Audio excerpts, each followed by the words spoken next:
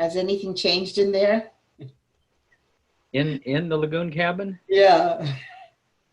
Not much. Yeah.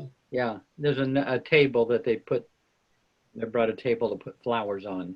That's like a big action there with But I thought of all of you in the lagoon cabin last night and this morning, each one of you. As I say, I start out with Mayor Prasad in Seattle, and I work my way east. No, I go down to one of my, part of the route is Julie. Well, I go down to there's a woman named Babs from Costa Rica. Then I come up through Julie and Meth, and then Dan Sparks goes into Janet Jacobs in Oklahoma. I mean in Colorado, and work my way across. It's good you know your geography. Yeah, well, that's a way. That's at least a kind of handy way to have an itinerary. But you're also really good with names and recall of people's names. Yeah. And the places they're from. I don't know how Jeff does that. I mean, it's I was so. kind of an idiot savant in high school. We had something like over 2,000 people in my high school, and I knew them all. Oh my gosh. I knew them all personally. Because some of them, of course, I gone to grade school and junior high with. I got the first part of that label down good. First, oh. So that's interesting, Jeff. You've always had this sort of this karma to know people and their names and histories, and I mean, of course, I have to respond personally. If I don't respond personally, I mean, if it's not then it's harder to remember. Then it's kind of rote. Yeah. But people's names and who they are, they match up in a kind of mysterious way. Yeah. Somehow. Uh-oh. Hey, well, I wanted to ask you. So, Mayor Prasad, your parents must have been Baba lovers, right? Yeah, they were. Did they meet Baba?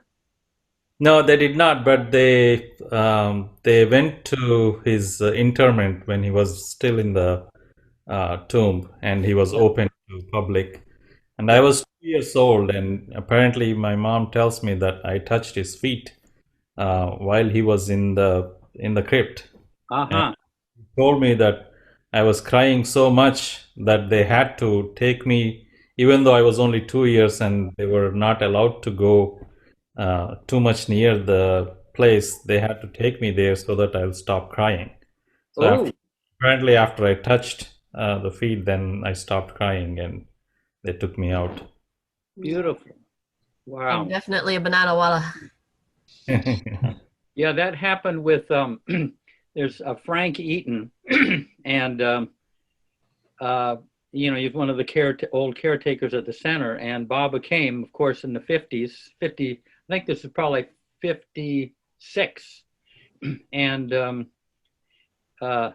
Frank's wife didn't want Frankie Eaton Jr. to go see Baba. She was kind of still, I think, ambivalent about Baba. And so when he heard that he wasn't going to get to see Baba, he just went into such a tantrum, so obnoxious, that she said, okay, take him. And he got to see Baba. So it sounds like you did the same thing, Mayor Prasad. You guys you're working from the same playbook.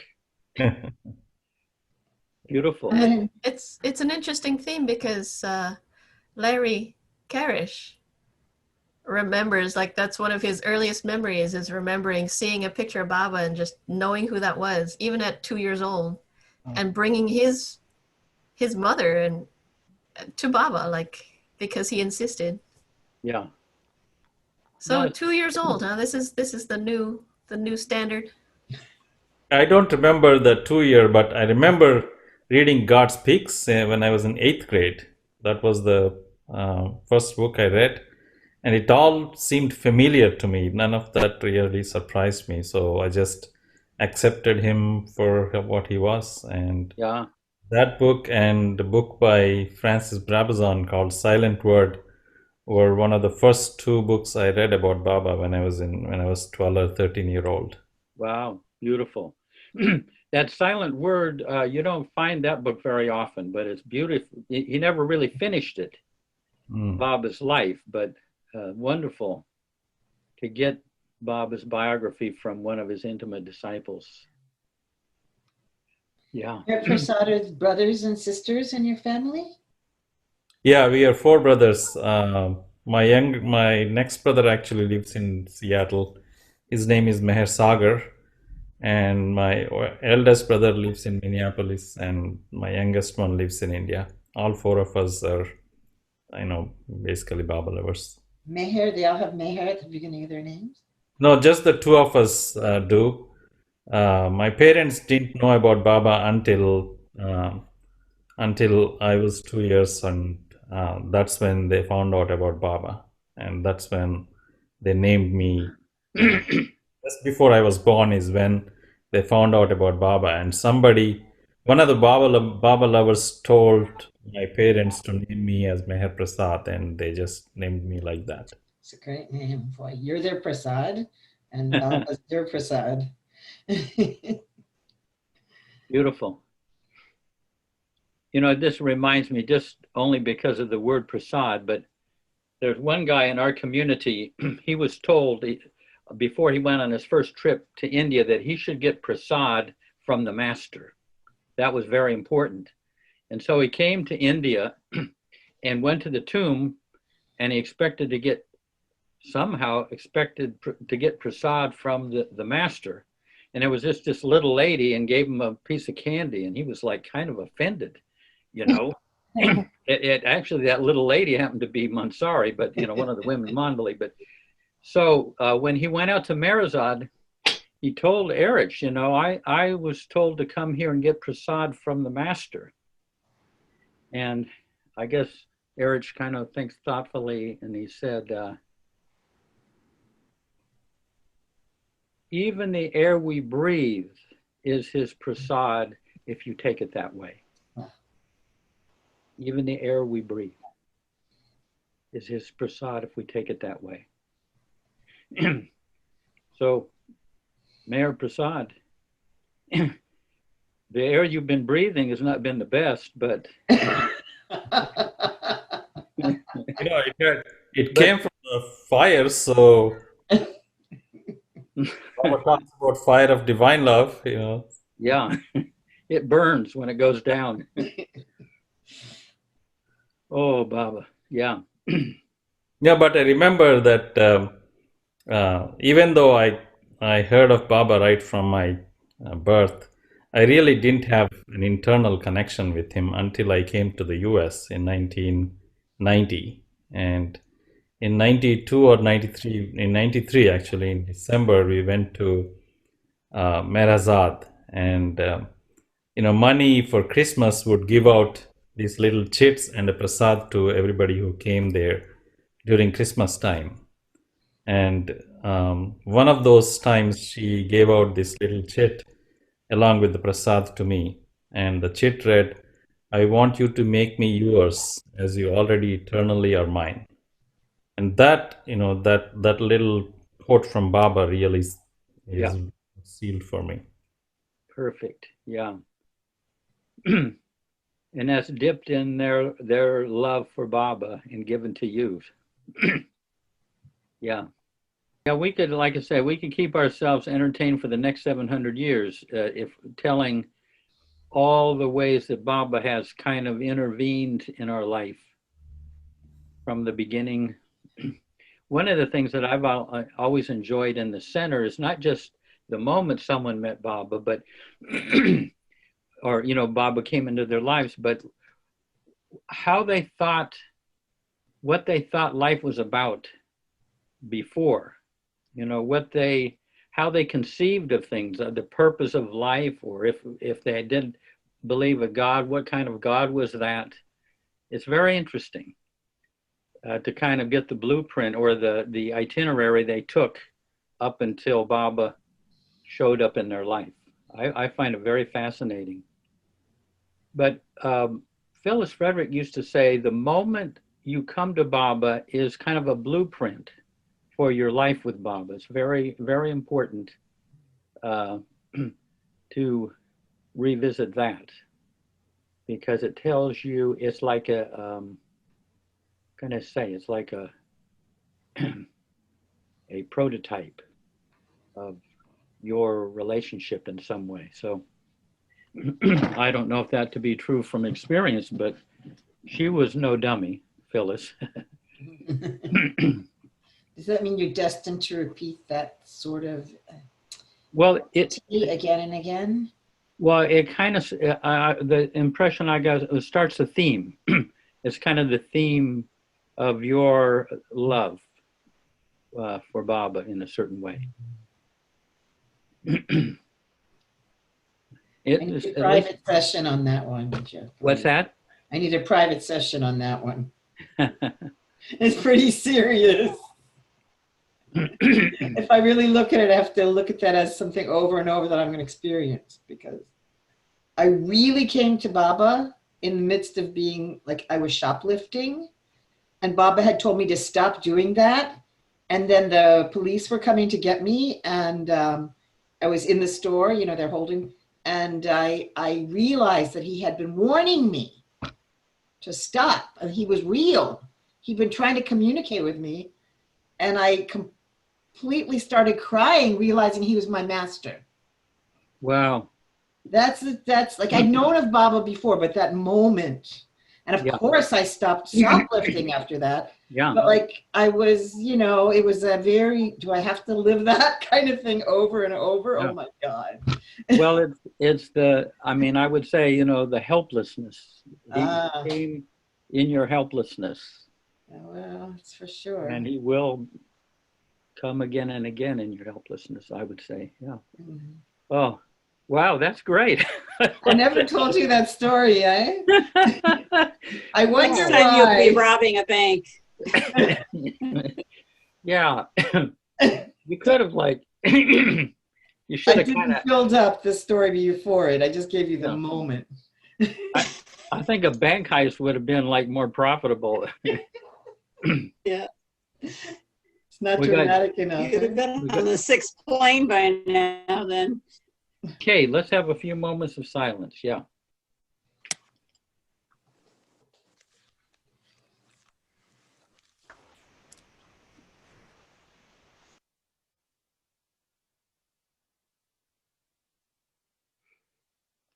Jai Baba.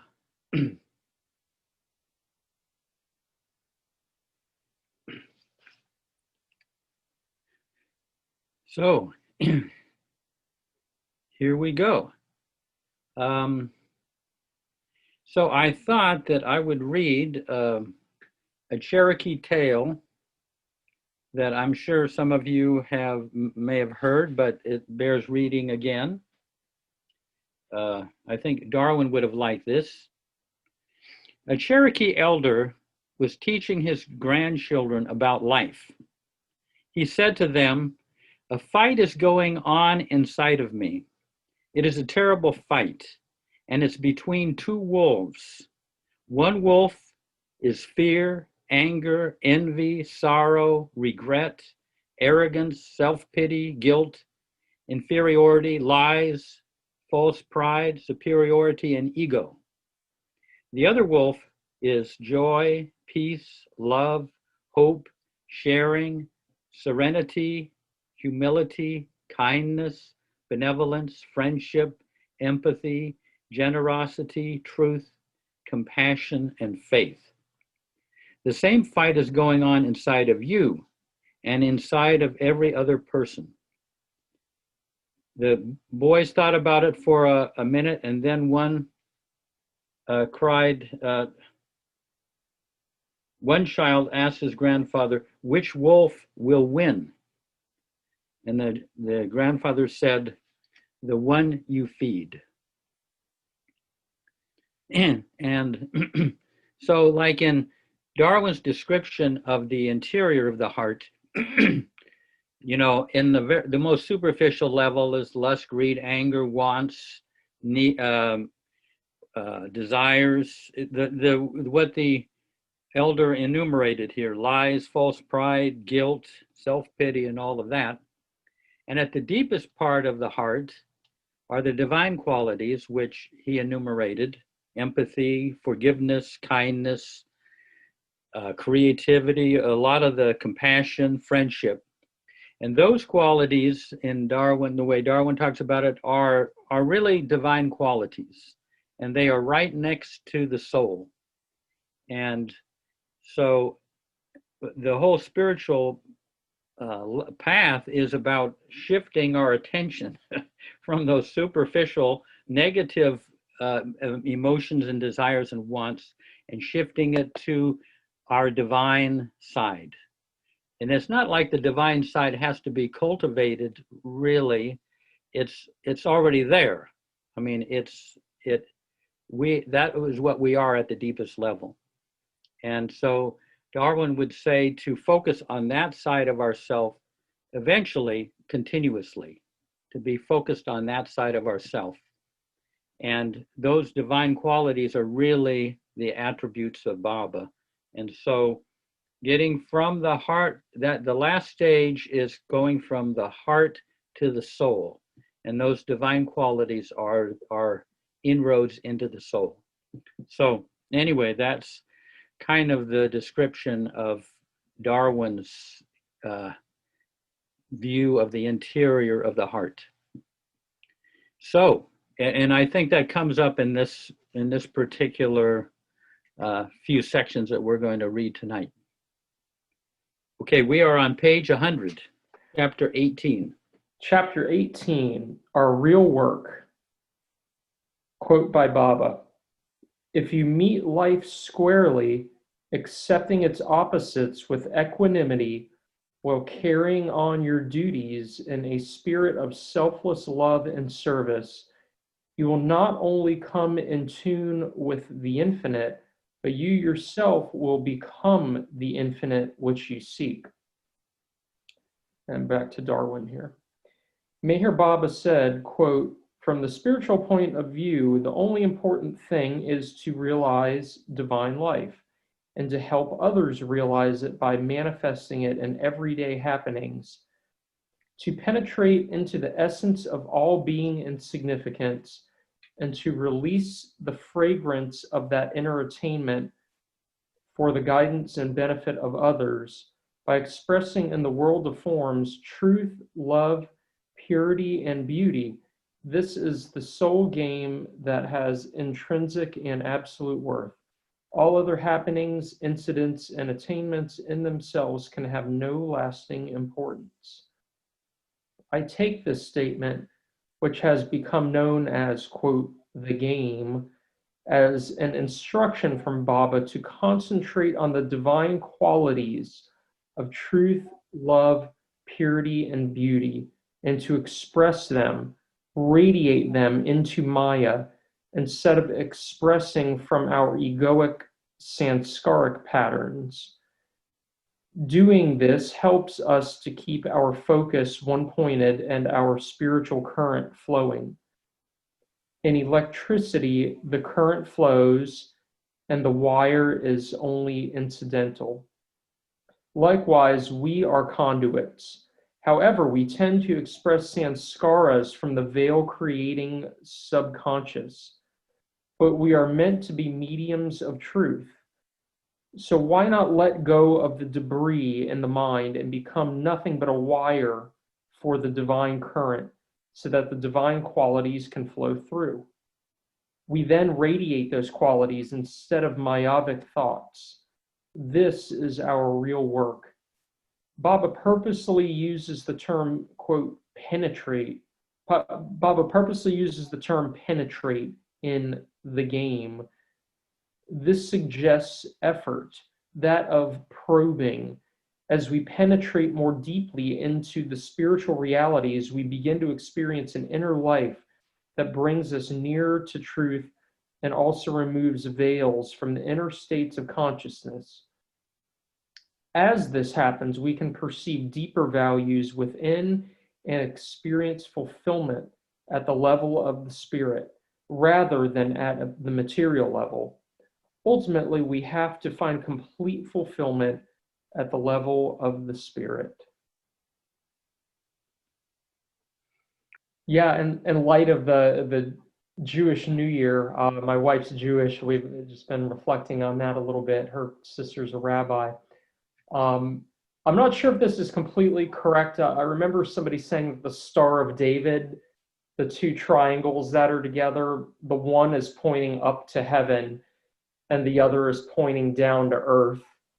And it's that integration, how we're trying to bring the divine qualities from the heavens down to earth in our practical experience. So that's the down triangle bringing the heavens down, and then the other triangle pointing up, in our earthly situation, reaching up toward the heavens in our expression. I've heard that to be what the star represents. I haven't confirmed that, but anyways, that's just the vision that came to me reading that, of that integration. Beautiful. Yeah. Gabriella might know whether that's, or anyone else know the symbolic meaning of that. There's so many interpretations, Anthony, but that's one that definitely I've heard many times, and I love it. And I was just going to say, it reminds me of the Dress Your Soul with Baba, because I've been doing that. And, every time I feel like I'm just sort of dressing my soul, bringing it down from the heavens into the physical every time. So in different ways, it's like, it's never the same. That was such a great discussion we had. So it gave me many possibilities of ways. Yeah, it works. You'll feel Baba throughout the day. We got, you go ahead, Angela. Yeah, so Jeff Asbell, you had your hand up. Yeah, Jeff, you had asked us about a question about Darwin's beautiful writing. I would ask if you or Angela or any of us could talk about what Baba's instructions are to be non-reactive, to have equanimity regardless of the situation, whether it's accolades or it's something that's extremely disappointing, what to say of extremely provoking under most circumstances. What are Baba's instructions for us to really be able to have the equipoise or the equanimity just to accept whatever is happening? I find that impossible to do, especially, I can name a half a dozen circumstances, but whether it's the ecology or the president or the inequities of people starving all over the world, I don't have equanimity with regard to not even those are, it does bothers me when I see people are suffering. I know that's part of Baba's plan for us collectively and individually, but how does one just not react and accept every situation? Anyone? Well, there are other hands up, and they might have something to do with other things. I'll just say a couple quick things. One is not to react to your reactions. I mean, that's kind of what I get. It's going to be impossible not to react to what's happening in the world today. But if you add the reaction to the reaction, it gets a little complicated. But I asked the same question of Merwan Jesawala because I was struggling with things. And he gave me 3 words: endure, endure, endure. But anyway, I'm just giving you, but other people may respond. And Cindy, go ahead. I think what I was going to say can help or does address what Jeff just said too, the second Jeff. What struck me in this paragraph, I've read the Divine Game a lot, but not that first line where it says, from the spiritual point of view, the only important thing is to realize divine life and to help others realize it by manifesting it in everyday happenings. And that for me, like takes the pressure off some sort of how I have to affect the whole world or even attend mentally to the whole world by watching everything to know who's suffering and who's not. The divine game is manifesting those in everyday happenings. And I had a situation a couple days ago. Katie and Jake Lawton and the kids came to visit me this weekend. They left a little bit ago. And there was this big, for International Peace Weekend, I was part of this big visionary summit, blah, blah, blah. Really cool stuff, leaders and all over. And I was met with a decision on whether to attend to this online or be with Katie and Jake and the kids who I haven't seen. I mean, it's, the pandemic. And I just heard like the energy from Baba saying volleyball. Remember what Baba lovers do to serve humanity. We play volleyball. So I went to the beach with the kids. I did not attend to the people from all of the things or whatever, and didn't even go on when I could this weekend, but for a little bit. And that to manifest it in everyday happenings, to make coffee for someone, to clean up for someone, to go to the bathroom and to attend, I think Bob is giving it to us very simple to penetrate into everyday happenings. I'm not going to be able to affect the Supreme Court other than the intense energy of the purity, love, truth in everyday happenings. And with that, I can feel peace and serenity, like the serenity prayer. What can I emanate into existence is the best I can do in this moment, and not judging when I get all in a kerfuffle as well. Yeah, beautifully said. Love that. Volleyball. And Ken and Betty. Hi. So just for me, simply paying more attention, dressing myself in Baba, using that exercise and looking at Baba pictures and always remembering Baba more and more. I have started concentrating increasingly on the divine qualities. And it's so interesting that people in my life some people are saying, well, I just couldn't possibly stand living the way you live and focusing the way you do on spiritual practice. And it's so funny because for me now it's my bliss, and I'm in a place much of the time of joy and gratitude. And the more I focus, the more I feel that way. And then people start to see that light and recognize, oh, she's not having a hard time at all.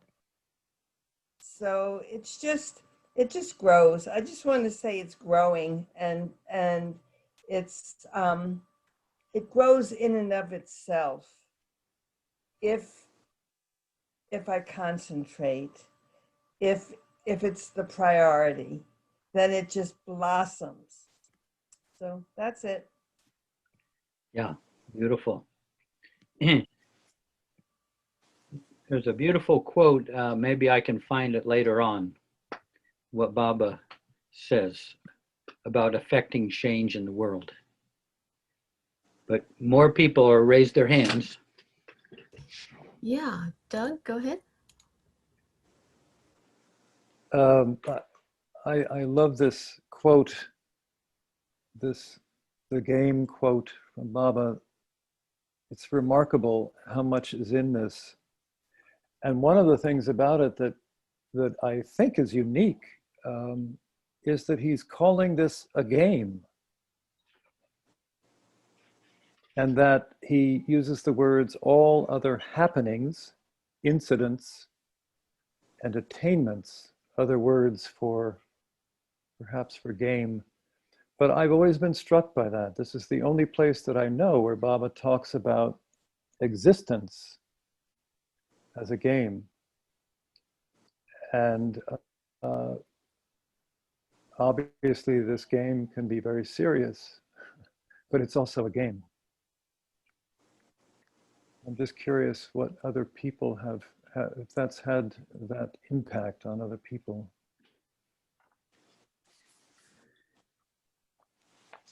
Hey, we'll see here. Thanks, Douglas. Yeah.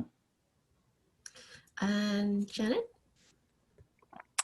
Yeah, I just was responding a little bit to Jeff Asbell and his saying about being the whole idea of equipoise. And I mean, I've had something in my life this week that has to do with family that's really thrown me off center, and I've had to work at overtime on the dressing my soul business, and sometimes I sort of feel unclothed, if you know what I mean. And but I'm not sure that I quite understand it, but in this penetrating to the essence and love and purity, and you were saying at the beginning, Jeff, about the attribute of compassion, and I'm wondering if equipoise means, yeah, like for me, not getting as thrown off centered as I have this week and getting in a spin, but working at constantly getting back.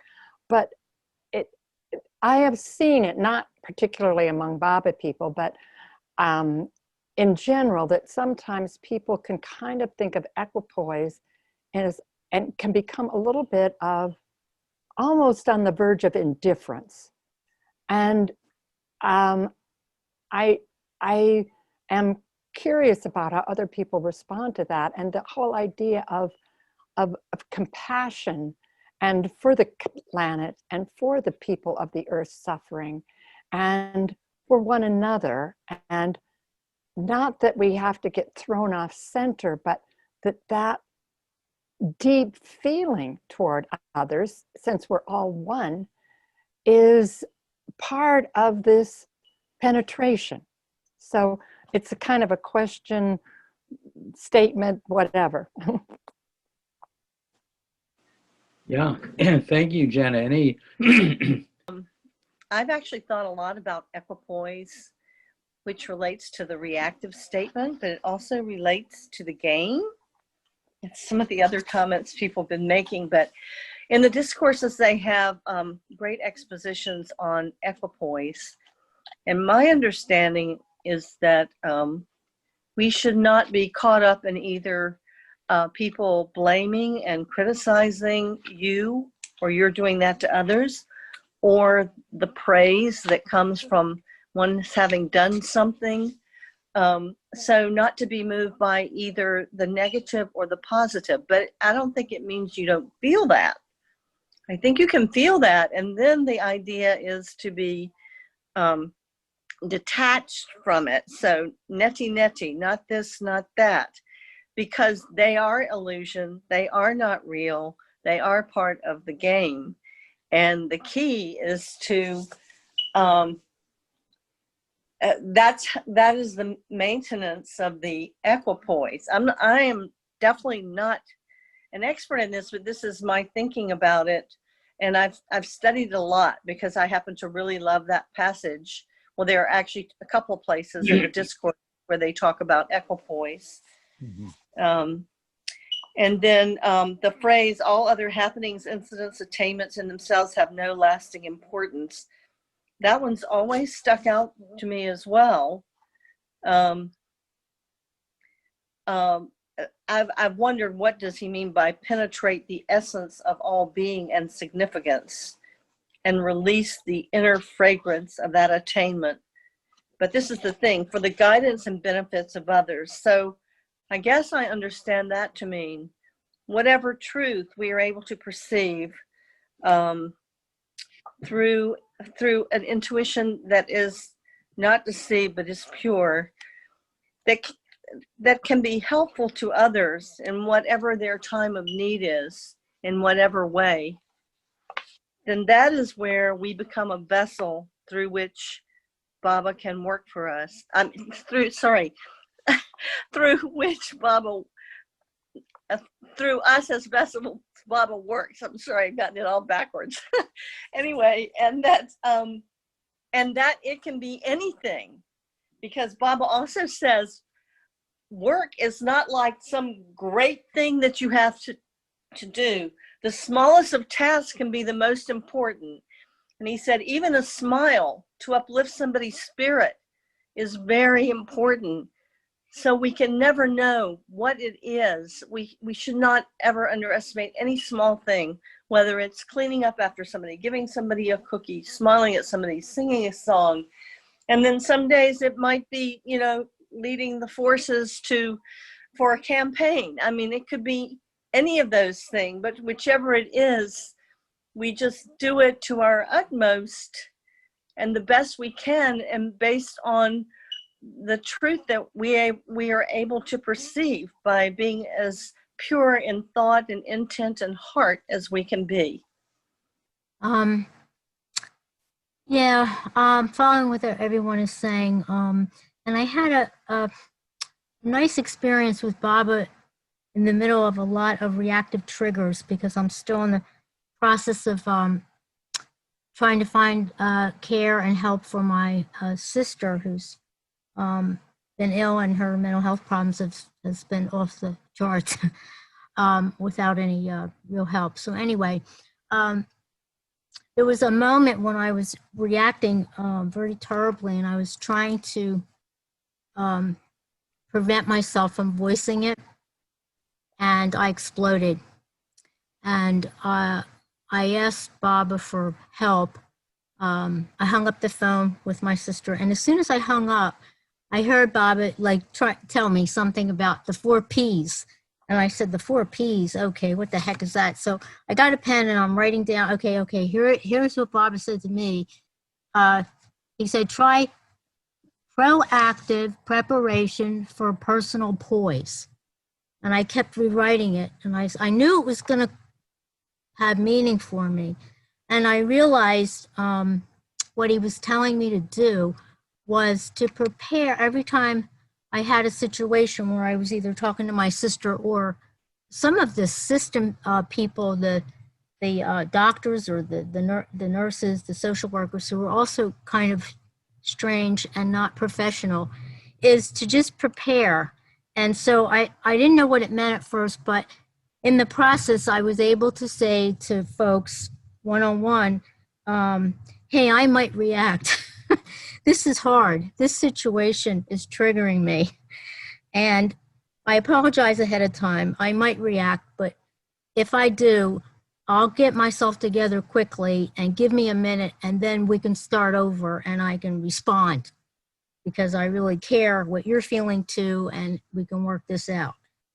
And I tried it, and it really did feel like I was getting myself back to some level of spiritual poise, with boots on the ground, Mm-hmm. I thought I'd share that because I just realized I cannot react. It's just, things are too emotional, especially these days.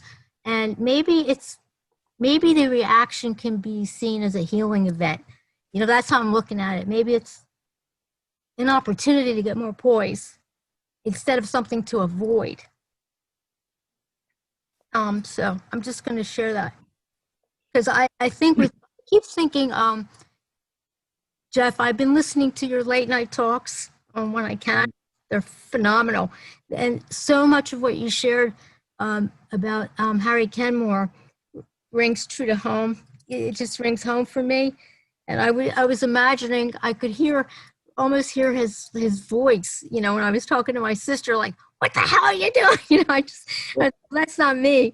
But at the same time, I realized there's a time and place for that. It's not for me to do, but that has value too. It helps people get back on track too. It's not for me to do, but you know, maybe there'll be someone like that that can help. It can't be me at this point. But there's all kinds of poise, you know, there's all kinds of ways, and I think everybody needs something different. Yeah. Just thought I'd share that. Thank you, Heidi. Yeah. Can you share again the 4 Ps?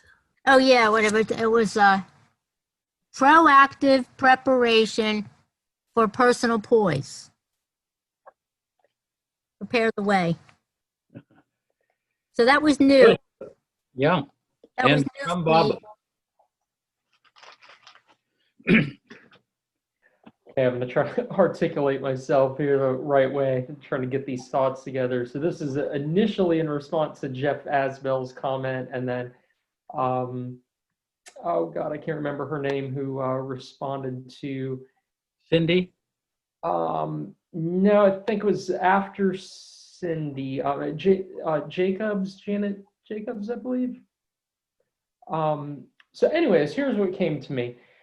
As far as not being reactive and maintaining the poise, my one teacher, Mickey Singer, he had taught us the R&R technique. That's what he calls it, relax and release. So his big thing, the way he explained it, is that, you know, before you go to react, before you go to say that thing or do that thing or even think a bunch of, you know, crazy thoughts, Mickey said you can see the seed of that starting to rattle in your heart and mind. Like the lake is, you know, somewhat still, and then you feel what he calls it, you know, a disturbance in the force, you know, to quote Star Wars. And he said the heart, you feel the beginning of that little rattle, and the heart, the mind starts moving. So he says you have to catch it at that moment, and that's when you do the relax and release. So, you know, he said you take a breath, you physically relax your chest, you know, you even close your eyes for half a second if you need to, and you just take that simple breath and relax, and you just don't express what that seed rattling inside of you is about to make you go do.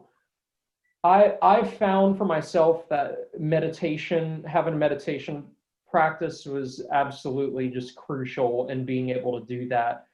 Because I felt personally that I had to sit in stillness enough consistently during the day to be able to actually remain calm, to see that happening in slow motion, to where you're like in mid-conversation and you feel your heart starting to get disturbed and the mind starting to, you know, to race, and to catch it at that second.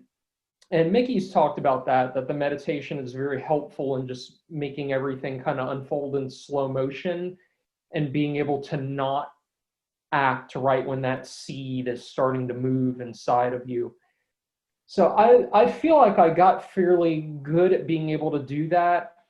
And then a roadblock I hit was that I was able to do that pretty decently most of the time, but it wouldn't actually transform the situation into joy. It's like you would just get good at being calm and non-reactive. And I felt like I was stuck in that for a long time, to where I didn't even particularly feel joyous. It was just like this calm equanimity that I'd have most of the time, you know, of course, not all the time. But I felt that really bringing Baba into the picture after that relaxing process and trying to smile and trying to evoke that joy or those higher qualities are what really took it that step further to where you could actually start feeling a little bit of happiness. So yeah, I don't know if that was too much information, but I've spent a while on this and felt like I was stuck in different places with it for a long time and have still not perfected it at all. But I feel like those were the stages of it for me. It was the meditation, learning to slow it down, catching that initial reaction, not doing anything, And once you know you kind of got through that, then bring Baba in and try to actually transform it into joy instead of this like blank, I guess like what Janet was saying, that indifference where you're just kind of in this nothingness. You know, it's having to actually like bring it a step further into joy and into, you know, a proactive, positive thing. So hopefully that wasn't too confusing. I slightly confused myself talking about it. Yeah, nicely described.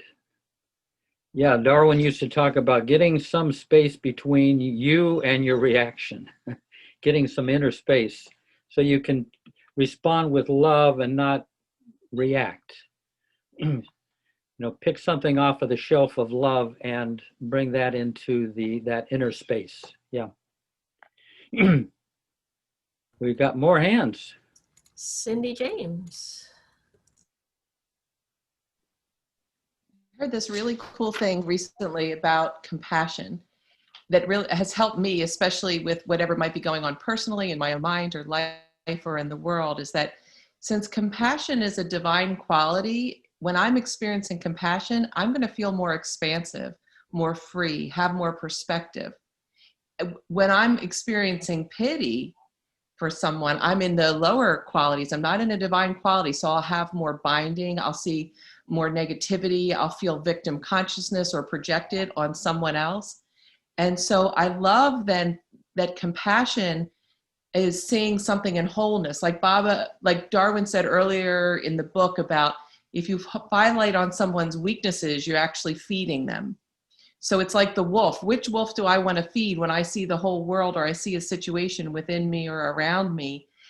From compassion, I know I can just see the greater perspective and hold everyone in the highest light, not that departmentalized thinking, wholeness.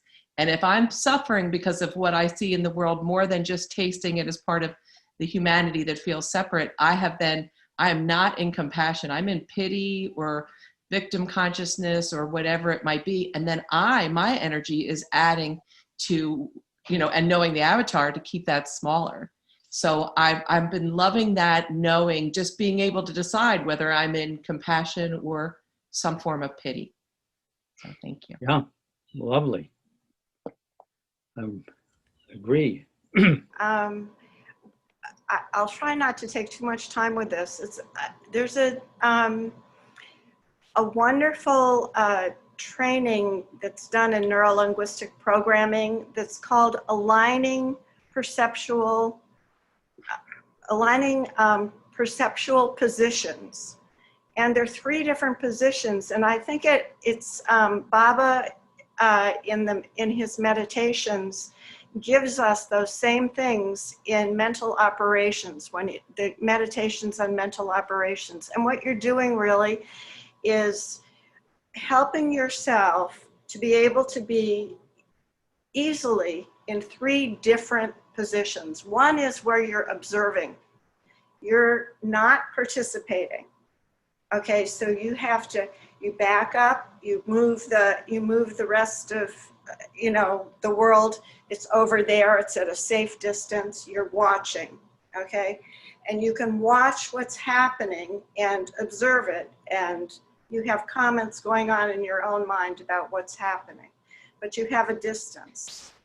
So that's one position. And then another is you're the actor. Somebody just came up to you and they said something alarming, and, you know, and then, you know, so then you're hearing with your own ears and you're seeing with your own eyes and you're feeling in your gut what's happening. And that's, you know, when you're going to act spontaneously, and you want to be able to act spontaneously. The third one is where you're in the position of the other, the person who maybe just came up and alarmed you, and, you know, with some kind of information, or, you know, I'm not saying they didn't alarm you, but they said something that did alarm you. And so you practice essentially on your own, or with, you know, you can do it with a partner, trying on those different positions so that you easily can go from one to another. And it's a form of meditation really that you're doing. And, I think Baba's discourses on mental operations helps with that too. So it's the kind of thing where if you're in a situation and you can just back up because somebody comes in and says something alarming, and you just, it becomes easier for you to suddenly be an observer. Okay, yeah, I feel that big kick in my gut, and, and now I want to see what's going on here, So what can I do, or can I do anything? Maybe I'm just supposed to be an observer of this situation because I don't really know what to do. So then I allow myself to just be an observer. In another situation, no, I'm really being called to do something here. I'm going to jump in and try to help, or whatever it is, So. Yeah, that's all about getting a little more freedom in there to choose your response instead of a reaction. Yeah. I have one. This is kind of in responding to Jeff Asbell taking it from a different angle, but it's from Baba.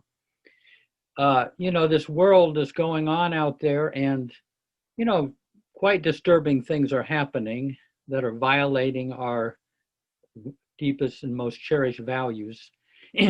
And Cindy was talking about, living our little local life here for Baba, being loving in our neighborhood and in the people we have contact with. And this is what Baba says about this. It's one of the greatest agencies of change if you want to make the world a better place. Baba says, the master feeds upon the love of his disciples and utilizes the spiritual forces released by them for his universal work. In this way, the master is like the relaying station, which receives a song, our song, you might say, only in order to broadcast it to the world at large.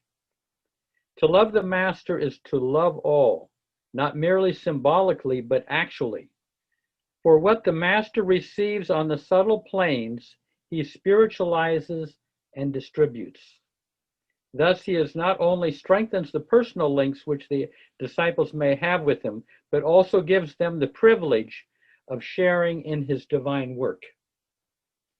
So I kind of see that like, you have your little garage band and you come up with a song, and you on a local level, you send it up to New York, they mix it and fix it all up, and they broadcast it to the country at large.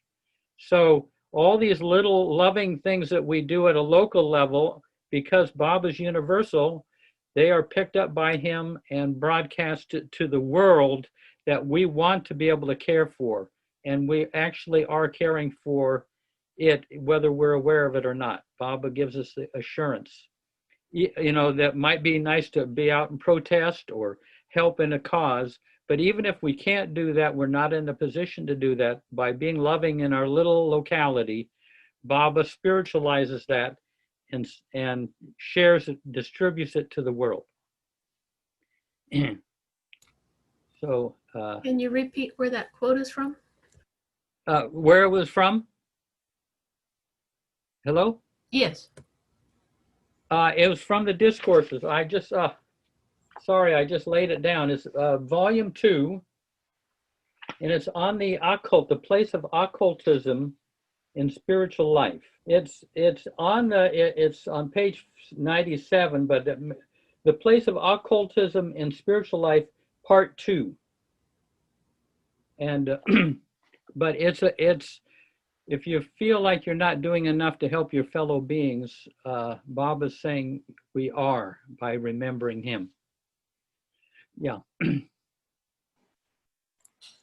Attracting the divine qualities. The divine qualities of truth, love, purity, and beauty are our potential, our own potential. We are capable of becoming conduits of these qualities, and we can and should attempt to be aware of them continuously. In order to do that, however, we have to purify our hearts, because the heart is the instrument of our probing, or penetrating. As we purify the heart, we create a vacuum that attracts the divine qualities. They are there already, resident in the heart, but they do not automatically flow through. One has to clear the way to them. And even more significant, as we do this, we are creating conditions that please God, and He invites us to merge with Him. If our highest value is to penetrate to reality, then we will seek effective ways to deal with the veils that keep us from it. We will explore why we have certain thoughts, concepts, misconceptions, and unexamined conclusions. It is a matter of getting behind the thoughts to see what they are founded on, seeing through them, and thus becoming free of compulsions at the root level. We open up to the Master within and invite His divine impressions to filter in through the heart center. Doing this contributes to a pure in heart state. We have to do this if we want to put an end to the impelling forces that make us incarnate again and again. That is why the Master encourages us to direct our energies toward loving Him, loving God. This has a purifying effect on the heart, on our consciousness. Beautiful.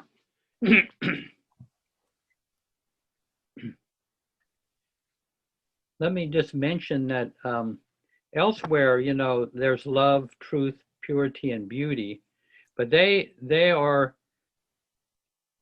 what can I say? They can be broken down to qualities within those. And I wrote some down: empathy, forgiveness, humor, generosity, courage, compassion, creativity, enthusiasm, receptivity, tenderness, understanding, intuition, inspiration. Those are all part of those inherent divine qualities that we have within us. And really, they're the attributes of Baba percolating into our deeper heart. Yeah. Okay. Mayor Baba's divine outpouring. In Mayor Baba's presence, one could always sense the tremendous dynamic power of the infinite radiating from him. Mayor Baba's work includes the outpouring of this divine radiation, which is automatic in helping everyone in creation. It is the flow of divine grace, and as it flows, it works out all our problems. When we Western men went to India in 1954, I thought at first that Mayor Baba would give us wonderful discourses, which he did. But it was not long before I discovered that what was most significant was simply being in his presence. Baba's stupendous love radiation was effortlessly working on everyone, affecting us in many, many ways within, affecting our feelings, our thoughts, our lightheartedness, and our insight. His divine love especially made an incomparable impact because divine love awakens the heart and permits love to flow. Through intuition and insight, we can perceive Baba's grace as a very powerful, radiating light that banishes our veils of ignorance and replaces them with truth. In his infinite, oceanic, divine love radiation, we lose track of the little streams of our sanskaric currents. In their place, we experience a steady, sustained flow of truth, love, purity, and beauty. We are meant to experience this coming from Him within us, not in a sporadic or passing way, but continuously. I'm recalling something Jeff was talking about either last time or time before when he was talking about being fluidic. And of course, I was kind of thinking about, well, what does that really mean? But I think it's explained here. The flow of divine grace. And then the words, the repeating words of continuously, and that when you have the infinite oceanic divine love radiation, we lose track of the little streams of our sanskaric currents. Instead, we experience a steady, sustained flow of truth, love, purity, and beauty. So it was just an answer to my question of, well, what do we mean by fluidic? But maybe somebody else has another more to say about that. Thank you. One thing that I try to do to be in that flow, and I get a little bit better at it as time goes by, like Stuart's meditation. I breathe in consciously Baba's love, and I breathe out consciously Baba's love. And I realized about 3 minutes ago, we're talking about being in that field, that force field of Baba's radiating love energy. And I started to just consciously breathe in Baba's love and breathe out Baba's love. It's taken some years to even begin to have the awareness to sustain that very long and to do it at various times. It's such a wonderful way of being in the flow of Baba's love. It works for me. It may, be helpful for others. Yeah, beautiful. One of the things that Darwin said is that these divine qualities are really at the heart of us. Once the dam is what breaks, the love, those qualities automatically flow through us. It's not like we have to beg these qualities. They are our essence. They're at the heart of us. If we can move our attention from the kind of smaller things, the lower things, to that deeper place of ourselves, these things flow automatically. Generosity, empathy, kindness, creativity, they flow. It's not like they're already in us right there. It's just a matter of uncovering them. And not only that, that is really Baba in us. The harvest is heavy. We are headed toward a life of service, and on the spiritual path, each person has a duty to perform. Everyone who comes to Meher Baba is put to work. The same with Jesus, who said, "The harvest is heavy, but the workers are few." Now, we may not know how to serve the Master. We may wonder, how do I go about it? How will I know what to do? I think that having an attitude of willingness to rally to his cause and to serve him, which is the cause for all humanity, the salvation of all humanity, is a starting point. The Master will then lead us into ways and means of serving him. In many cases, Baba would use a psychological ploy to bring out the willingness of a disciple or those who wanted to come to him. He would even ask them to do such strange and unusual things as take off their clothes and walk through the center of town. Many of them would say, "Oh, I couldn't do that," and they would fail the test. Others would start to take off their clothes, and Baba would say, "That's okay, you don't have to do that." They were willing to do what he asked, you see. It is the willingness that is the key. Well, I think that we have to consciously let Baba know that we're willing, and we try to hear what it is he wants us to do. I know for me that's not easy to hear those things, and I suspect it's because I've got my mind on other things or I've got my ears blocked. But I think he wants something from each of us. And it may not be something big like taking our clothes off and walking through town. It might be something as simple as saying hi to that next door neighbor who never speaks to you because he's too caught up in his own life and too down.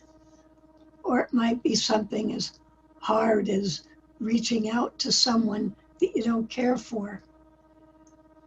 But maybe I don't hear Baba speak to me. But I get promptings to do things.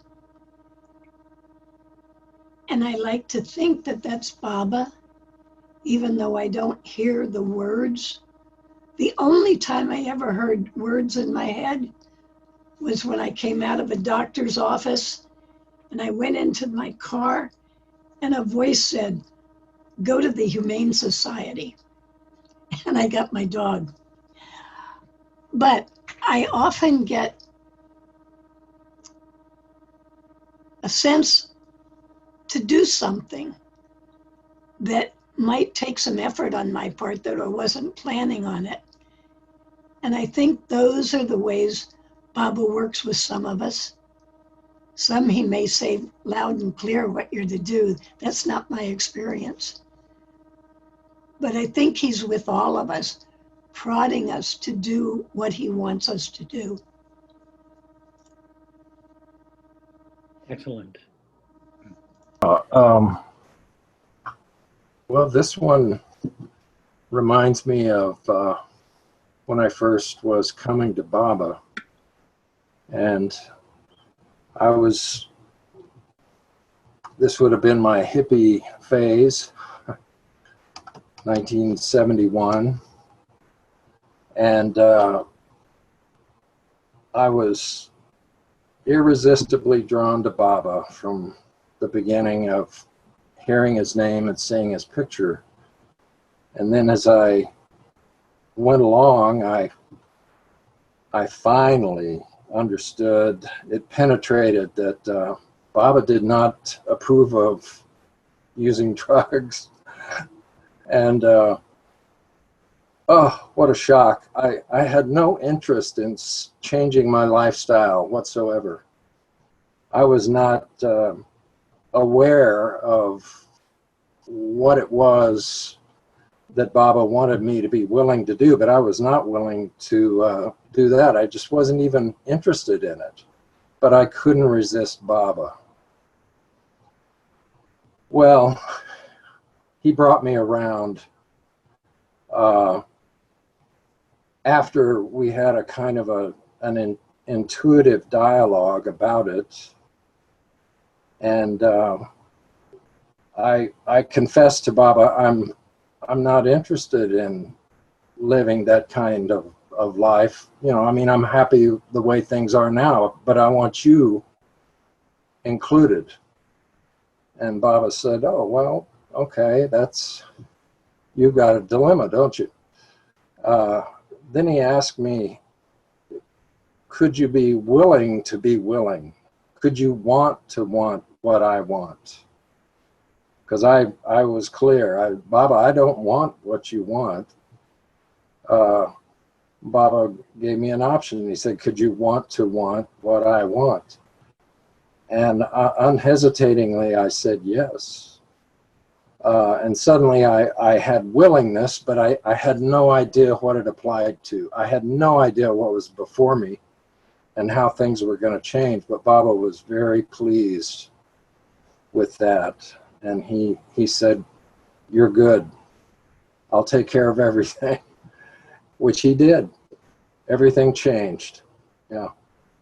Lovely. Yeah. Wow. Wonderful, Dan. That was touching. Yeah. Met you right where you were. Absolutely. Absolutely.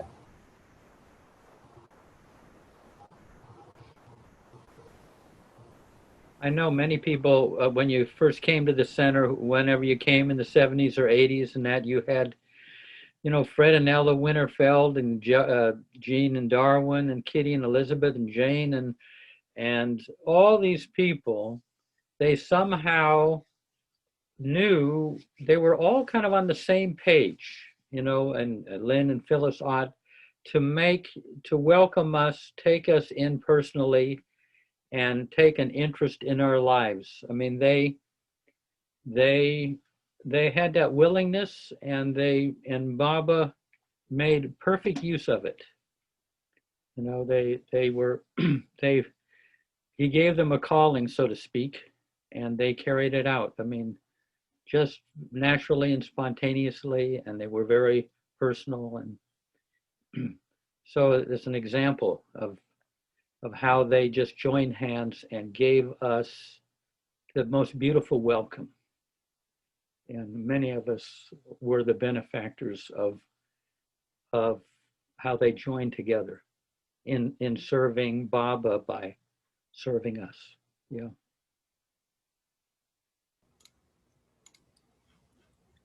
I'd just like to say that to Jeff and to many of you, like Angela at the center, you have, since I wasn't there at that time, that's how I would describe you all about it when I come to the center and all of that. And that to have that energy from you, to feel that and to feel it passing through, it feels present moment to me. Like I didn't miss Baba or Fred and Ella or anyone, because I'm experiencing that same kind of welcoming and interest when I come to the center and at this very moment too.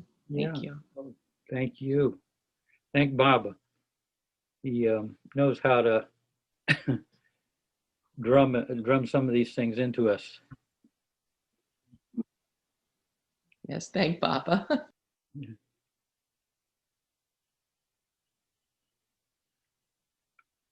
I don't know if this would be semi-relevant.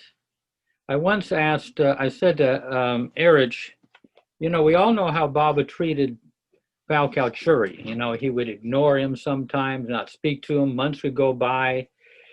He would be night watchman, and Baba would be just very impersonal. And if he wanted water, he'd just hold his glass out and not even acknowledge. Hold his hand out, and Baba would put the glass in his hand, and Baba wouldn't even look at him. And I said, and always finding kind of fault with him, and he never could do anything right. What was your relationship to Baba? How did Baba relate to you on an everyday basis?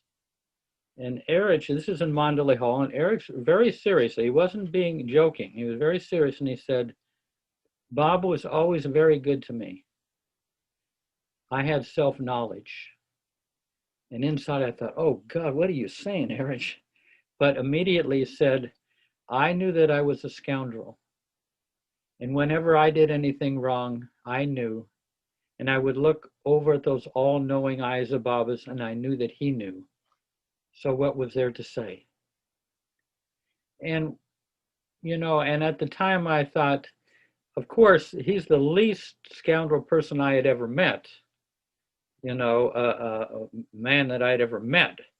But basically what he was saying, what I gathered is that Erich, left to his own devices, would be selfish. He's just going to look after himself. But because Baba is in his life, he's, you know, we get the beauty of Baba coming through Erich.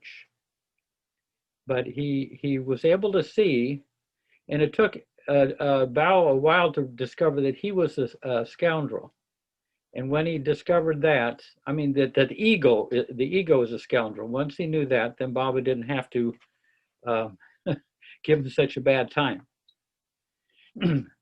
So, I mean, there's a great humility in that. I mean, a great honesty in Eric saying that if not for Baba, I would be selfish. I would be looking after myself.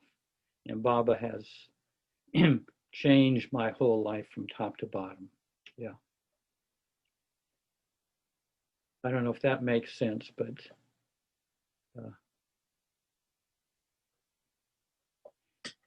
oddly enough, he didn't have a bad self-image or didn't have a lack of confidence or he had high self-esteem at the same time. He wasn't, yeah. And Stu, go ahead. Yeah, I can really relate, Jeff, because I've often thought the only thing that really comes naturally to me is getting in trouble. And everything else takes effort and grace. Yeah. Beautiful. Yeah. If not for the grace of God, there go I, as the saying goes.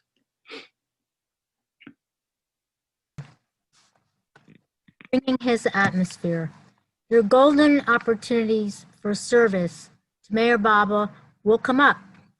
Even just loving Baba is a great service because that love is going out, affecting the environment and counteracting at least some of the negative forces that are out there. Some may serve by talking to others about Baba. Radiating Baba's atmosphere can be part of one's work for Baba's cause. Baba would often have people around as useful tools, avenues, or channels for his work. They did not necessarily know what was happening. They were just being themselves. I recall in India in 1954, a private talk with Baba in Upper Meherbad, where he had spent most of our 3 weeks with him. This was shortly before the big 2-day meeting for about 1,000 Eastern men in Lower Meherbad. He said to me, "Try to bring the atmosphere of this place down there." Now I could not bring it in my hands, so what did he mean? I understood that he wanted me to try to continue to hold the feeling of his atmosphere in Upper Meherbad because he knew how it would spread out among the crowd at the meeting. In other words, to bring his atmosphere means to maintain in oneself the refined feeling of his inner atmosphere. I do not know if Baba told others the same thing, but I know that he told me explicitly, and this was confirmation to me that I was capable of having that control. It is vitally important to know that our thoughts and feelings do influence others, even if they are not outwardly expressed. So, yeah. This is pretty powerful to be centered in Baba, and Baba's love means that you are giving it forth in some way to the atmosphere and others will receive it. Yeah. True? True, and not just on a local neighborhood level, but it goes out to the world. Out to the world. Itself, whether we're aware of it or not. That's not important, you know. Even Marijuana Justice Wallace said, even saying Baba's name inwardly is a form of service. You know, if you're stuck in your apartment or wherever during this pandemic, even that, and the options of outer service aren't available. Saying Baba's name is a supreme form of service. Yeah. I just got reminded of this story that Edith said about the atmosphere or the environment. Some of you may have heard this little story, but it concerns Rama and Lakshmana. So they were, Lord Rama was sent out to the forests, and they were walking in the forest once, and they came to a certain point in the forest, and Rama asked Lakshmana, who was his brother and who was his right hand, to, Lakshmana, I'm feeling hungry, go get some food. And Lakshmana said, oh, why should I be the one that's always getting the food? You need to come along with me. So Rama said, yeah, you are right, I should do that. And they both go together and get the food. And then after a certain distance, Rama asked Lakshmana again, can you go get me some water? And Lakshmana says, why should I get that for you? Why don't you go get it yourself? So Lord Rama goes and gets the water himself. And then they go a certain distance along. And then it occurs to Lakshmana, oh my God, what have I done? I disobeyed Lord Rama. And he falls at Rama's feet and asks his forgiveness. And Rama says, don't worry, that section of the forest had an environment that made you behave the way that you did. So Iraj was saying that the atmosphere or the environment has an impact on people, on how they how their thoughts are and the feelings that they encounter. Yeah, great. Yeah, no, a lot of people are very sensitive to atmospheres, and boy, there's some heavy atmospheres here and there, just walking around today. That was an interesting twist. I wasn't expecting that. Yeah. And Dan Sparks? Yeah, that was an interesting twist. And before we got to the twist, I was thinking how Baba at times put some emphasis, and I don't think it was rare at all, but he put some emphasis on people, sort of what was referred to earlier, not knowing that they were, in a certain role or doing something. I'm thinking of the example of where Baba would tell people to do something, but not to mention his name, not to give any indication that this had anything to do with him.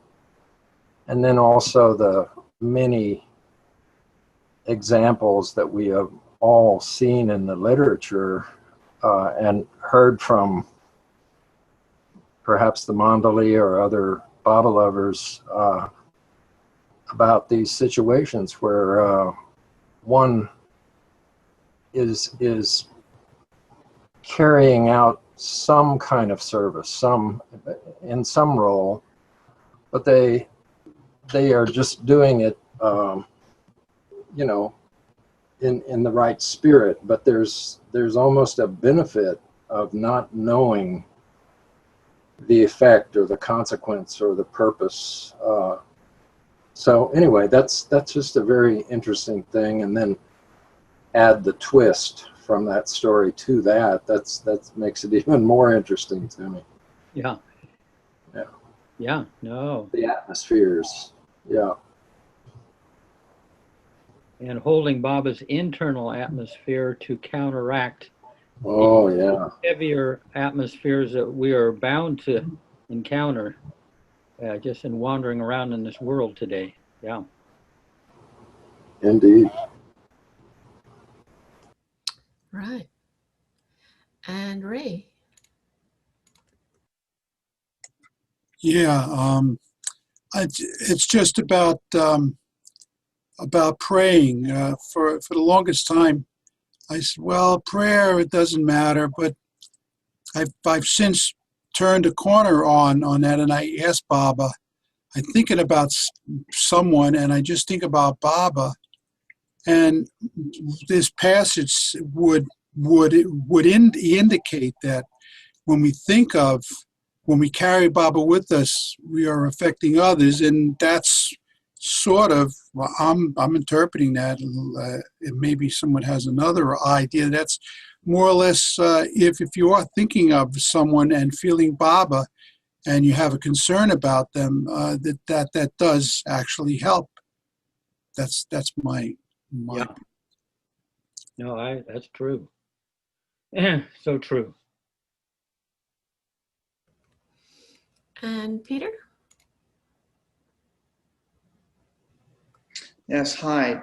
Jeff, I was wondering, a couple minutes ago, you made a comment about how taking Baba's name is a supreme, if I heard you right, a supreme form of service. The reason why I asked this is somebody asked me today how Florida was affected by hurricanes. And I thought to myself, well, which town, which hurricane, what part of Florida? Because some parts are fine and some parts get devastated, some parts of the country. And it's happening all over. And I said it's impossible to attend to each one separately. So I go to other forms of prayer. I wanted to know if you can expand on how taking Baba's name is a supreme form of service. Mm-hmm. Well, I don't know if I mentioned this here. There was one of Baba's mandali. Tell me if I've already said this, but one of Baba's mandalis, Sarosh, he was with Baba since he was 18 years old. He was the cousin of Adi Rani. So he was with Baba his whole life, one of the intimate mandali. And after Baba dropped the body in 1970, he came to America. And Darwin is up in Schenectady, which is maybe, I don't know, 5 hours away. The moment he touched, I should tell you, way back from the 70s when we would talk with him, he said he just took Baba's name. He would make this gesture, Baba, Baba, Baba. He said that was his main practice. He was a businessman, but behind it, he just said Baba's name. So anyway, I'm saying this because the moment he touched the shores of America, Darwin up in Schenectady could feel waves and waves of love emanating from New York, and he knew it was Sarosh. Then Sarosh went up to Boston, and these powerful waves going all over the country, and he got to, he and Jean came from Schenectady over to Boston. As they got closer, those waves were more and more powerful and everything. And when he finally got to the house where Sarosh was, he was just sitting there in the room with a jigger of whiskey in his hand and reading, kind of bored, looking at a brochure, totally unaware of the atmosphere that was going out from him in all directions. I mean, Darwin said you could tell he was so effaced that he had no idea the power of the name after 50 years of saying Baba's name inwardly. What an impact that had on this country. So that's kind of an example of how one of the ways of a powerful way that Baba's name can go influence a whole atmosphere, whole country, you might say. But like I say, he was just doing that. He had no idea its outer effect. In 1974, I was preparing to move to Myrtle Beach, and I stayed in a bedroom in Cambridge, Massachusetts, that Sarosh had stayed in during that trip, Jeff. The atmosphere in that room was so incredible. It was like for the several weeks I was there, I couldn't wait to go in there at night and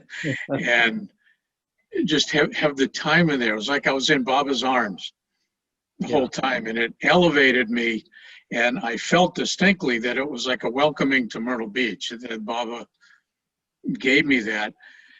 And I got to spend time with Sarosh in 1971 in India, and he was the most unassuming, direct, rugged guy. I loved him. He was utterly unassuming. Yeah. Baba said he would make him a king. and he did, but an uncrowned king.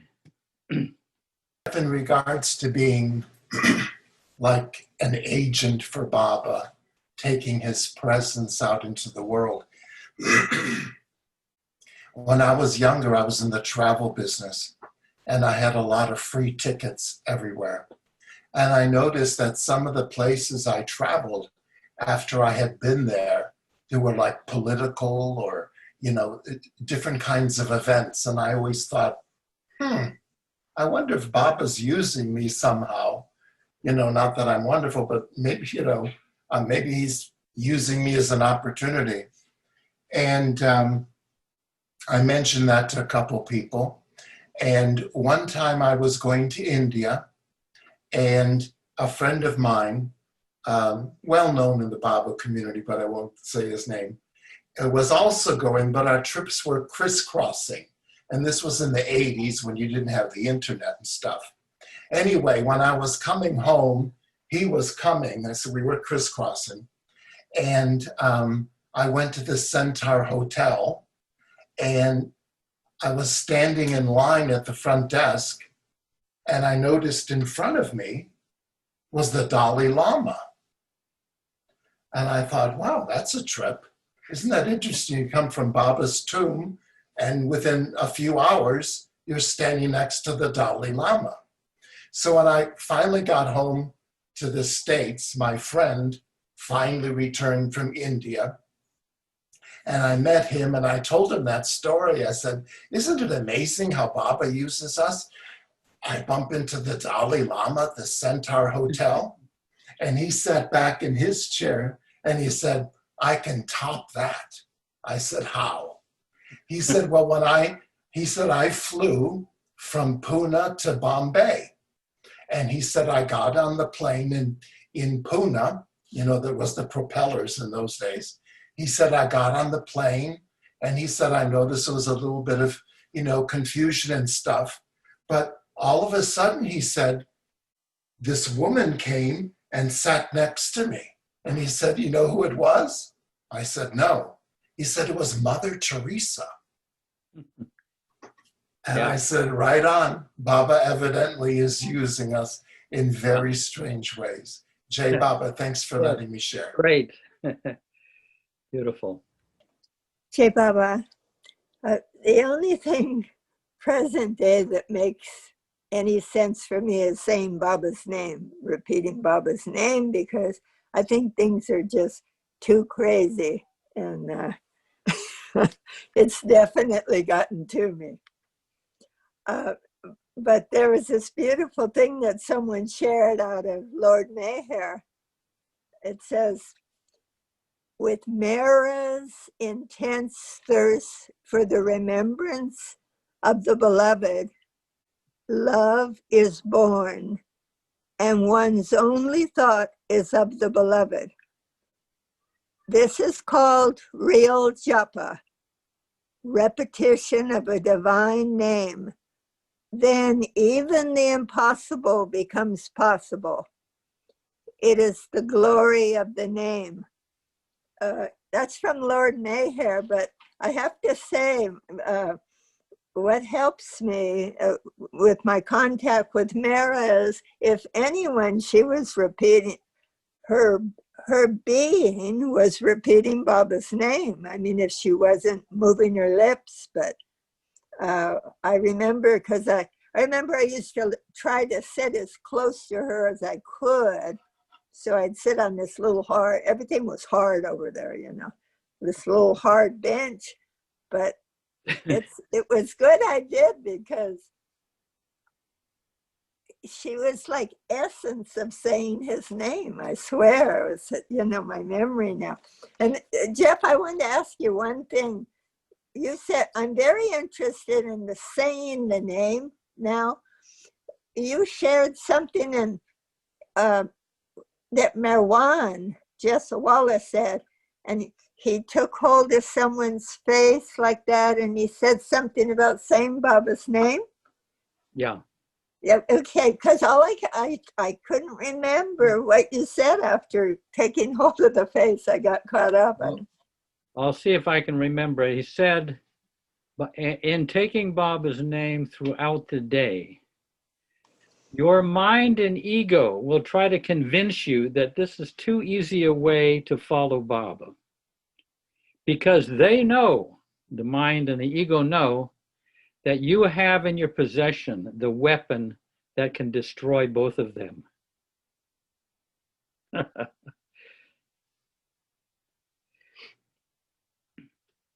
That was just a spontaneous remark, from Merwan to this friend of mine, Tom Curtin. Yeah.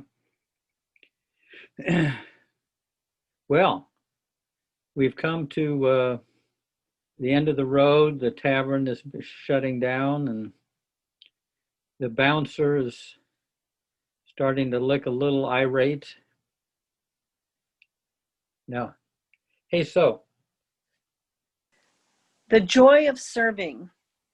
Mayor Baba says, serving the master is a joy for the disciple, even when it means an ordeal that tries his body or mind. Service offered under conditions of discomfort or inconvenience is a test of the disciple's devotion. The more trying such service becomes, the more welcome it is for the disciple. And as he voluntarily accepts physical and mental suffering in his devoted service to the master, he experiences the bliss of spiritual fulfillment. End quote. This is because this is the way of effacing the self, getting rid of the self. We are forgetting ourselves as we serve him. The hardships associated with such service are not suffering, but joy because of our love for the master. In true love, we function at the level of the spirit. And at the level of the spirit, we experience only fulfillment, because love is a giving, and fulfillment comes from this giving. Through love and service, we are penetrating to the level of the spirit. The hard shell of the ego begins to give away, and the divine qualities of the master represents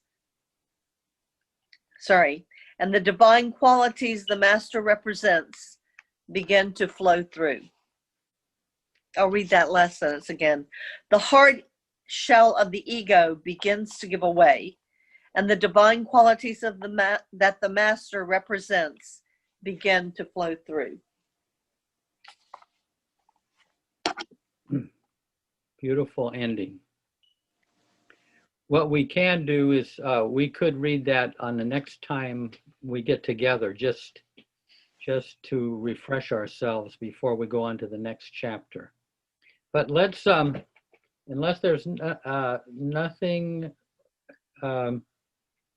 more to say, we'll have a few moments of silence. Then you can unmute.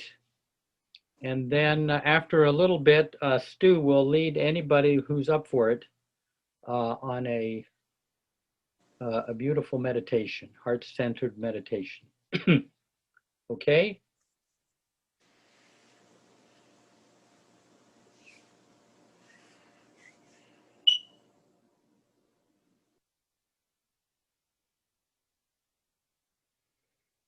Jai Baba.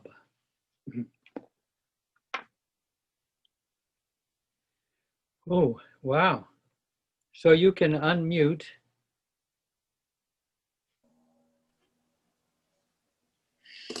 Wow, that's a journey.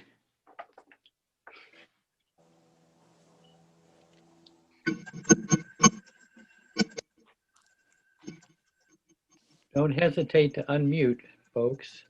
Anything, any further remarks to say? Any questions or anything to share? Jeff? Yeah. Yeah, I was wondering, it may not be for today, but if for next time, I've been to ask you, do you know anything about the symbol in front of each chapter that Darwin used and its significance? Because it looks like a combination, there's other symbols like from the unity, silent unity. There's a circle with what appears to be some wings, and then the Sufi symbol of the heart in the center and the wings. So this looks similar, but it's more detailed. I wondered if you knew anything about it. I don't, but I have a feeling that it was just something decorative. Okay. And it has no special symbolic meaning, but I could be wrong. I mean, Summer Turner was one that worked on this. Okay. Layout. I'll see if I can. I'll write that down and see if I can.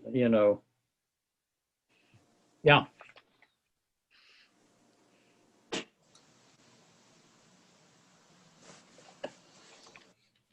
Yeah, beautiful. What a gift this is for us.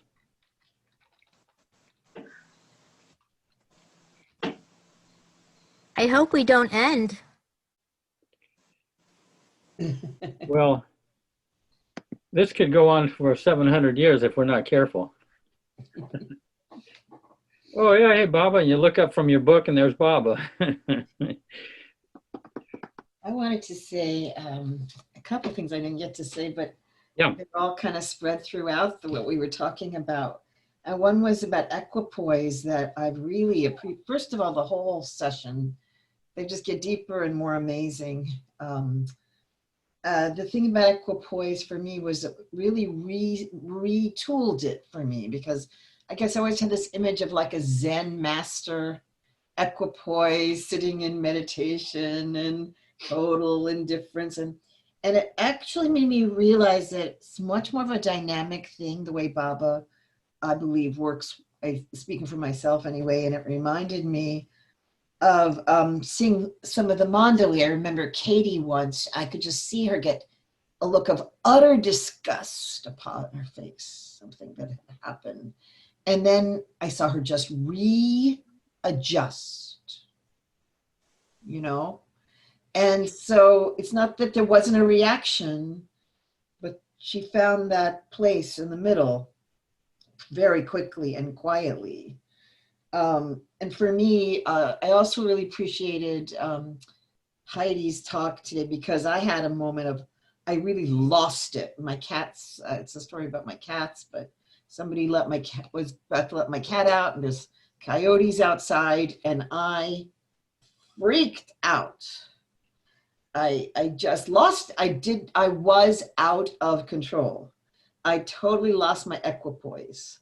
And so it made me feel good that I'm not the only one, Heidi, that when that happened, I immediately felt sick to my stomach, ill, horrified at what I had done, that I'd yelled at this person. And that, anyways, it's a story, but I did eventually the next day call, and just what came out of her mouth was, "How are you doing?" And I didn't think about it. I really wanted to know that I hoped I hadn't hurt that person. And somehow that readjusted it, where if I had been in a very different place. Yeah, beautiful. That's yeah, I had a friend who had a kind of explosive temper, and he wasn't really able to control it too well. But then he brought that up with Erich, and Erich said, well, if given that happens, make sure that you apologize. And you can adjust that. Hey, I wanted to see, hey, Alan, are you there? Alan? Alan down below. Alan? Hey, can you hear me? Yeah. Hey, does Adrian have a song to sing, or is that a bit much after the concert last night? Oh, she's actually out at the moment, Okay. visiting some family. Yeah, but Okay. I wanted to tune in. Yeah. Okay. There's she's got a couple of beautiful songs on the piano that you really would love to hear. Very touching. Yeah, hopefully next time. Yeah. Well, Stu, shall we, anybody that wants to be a part of this heart-centered, I say love-filled meditation, it is well worth it, a deep experience. And it's not like a 3-hour meditation. Stu does it very economically. Okay. Did you notice that they gave you the reading on flow and just what you are always doing in the meditation? That was the reading you were given today.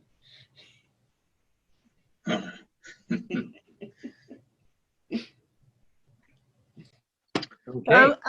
I wanted to know about the cat. What was the cat doing? He's very pretty. My cat? Yes. She was talking to me and pawing at me, and I thought she might start talking during the meditation. So Yeah.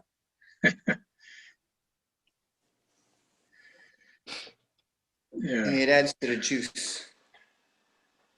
What's that, Peter?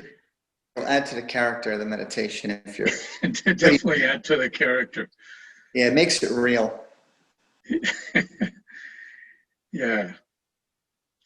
Are we ready? Yeah, I think, is everybody muted? I'm not a part of that. Okay. Okay. All right. Well, Jai Baba. Jai Baba. So just close your eyes and settle into wherever you're sitting or laying.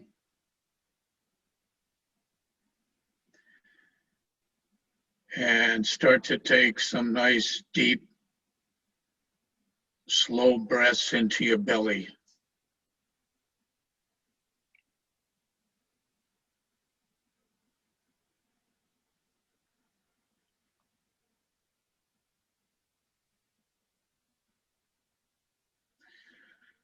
And we'll just let the world slip away even more for the time that we do this.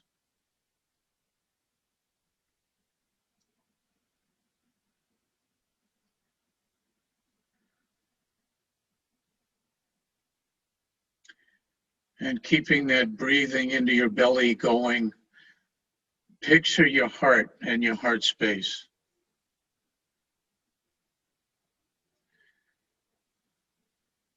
And it's the home of infinite love and the qualities we've been reading about just now.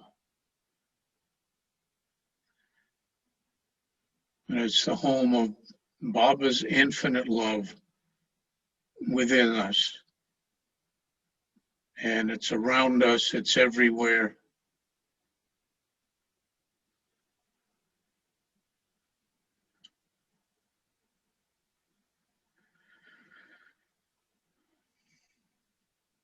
So breathe into your heart and that infinite love.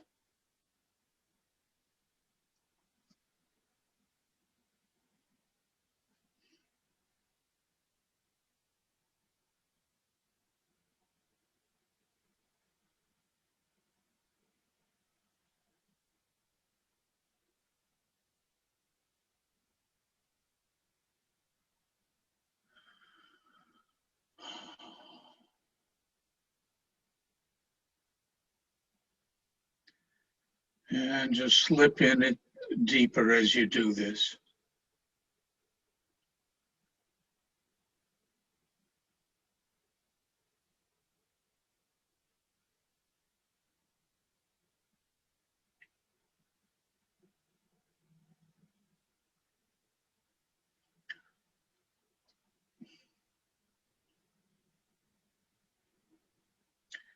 And now picture somebody, could be a person or a group even, who you would like to share Baba's infinite love with, focusing, seeing his love flow to them and their heart. It could be somebody you have conflict with, or you have had conflict. It could be someone you already love and just want to share more love. It could be somebody who you know is going through struggle. And just let your heart guide you, whoever comes up.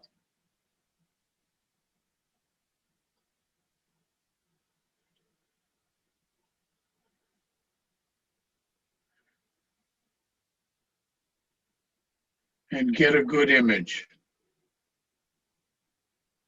We human beings work well with images.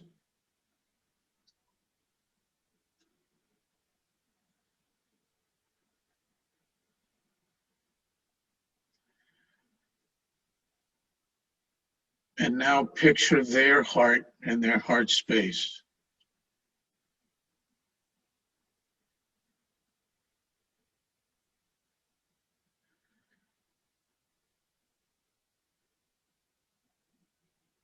And just take note of what you might feel and see as you do this.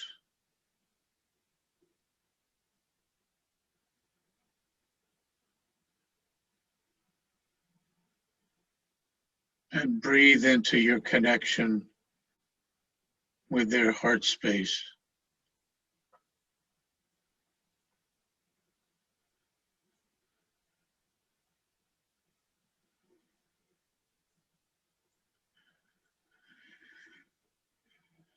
And now start to picture Baba's infinite love just flowing endlessly, generously into their heart and their heart space.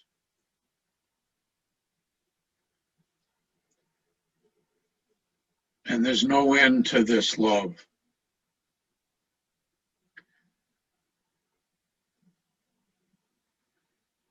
And however you experience this is fine. I see this warm, liquid, golden light, this delicious, warm, liquid light.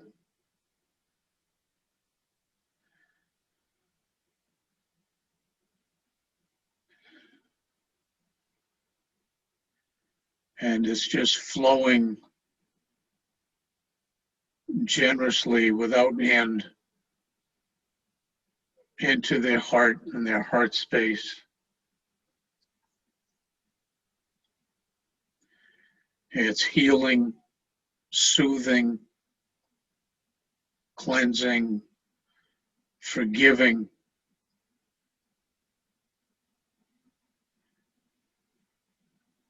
And there's no end to it.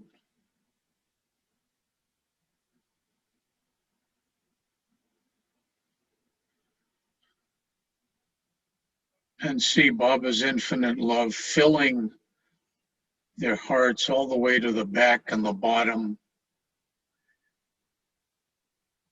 and overflowing.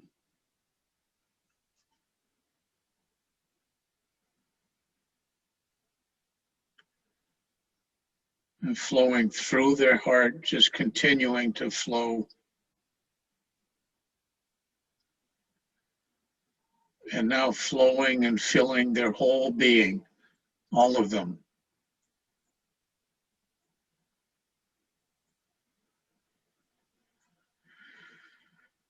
And breathe into seeing and feeling this love just flowing and filling their hearts and their whole being.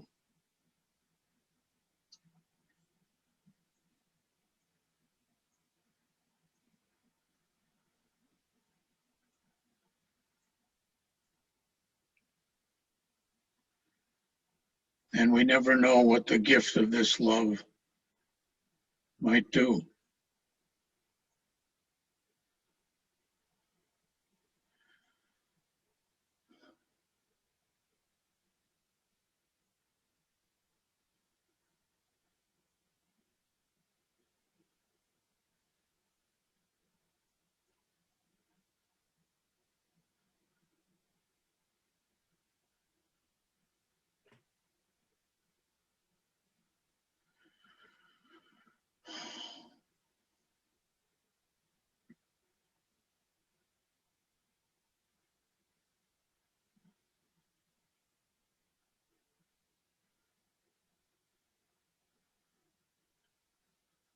So let's keep seeing and feeling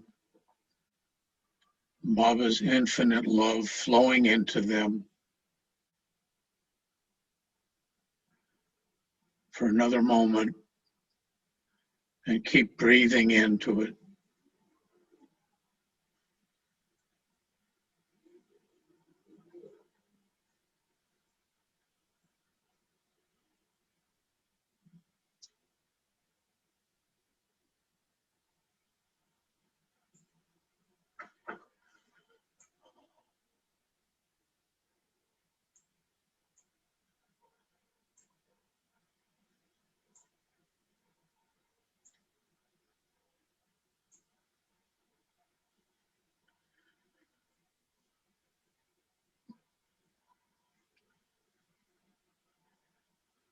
And now let's bid farewell to whoever you've chosen,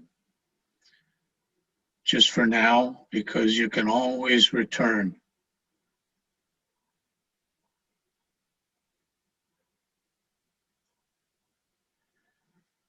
And let's give thanks for the opportunity to share in focusing this infinite love, this delicious love.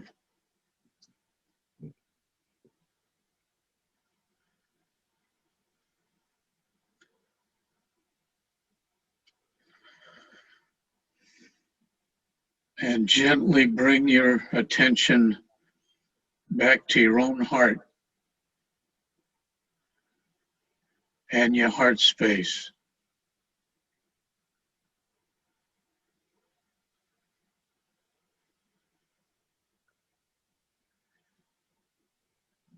And just take note of whatever you might feel and see.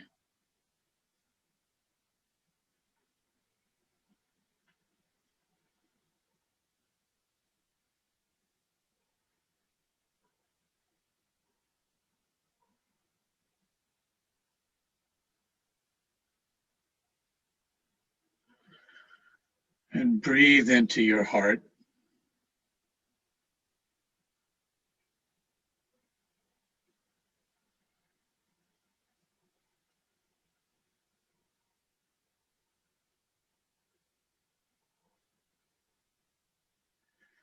And now start to see Meher Baba's love,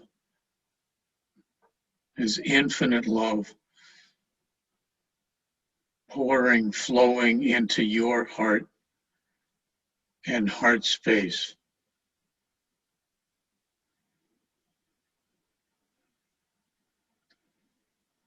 And it's just flowing in a generosity of giving, soothing,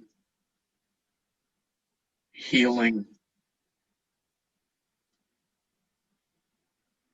cleansing, forgiving.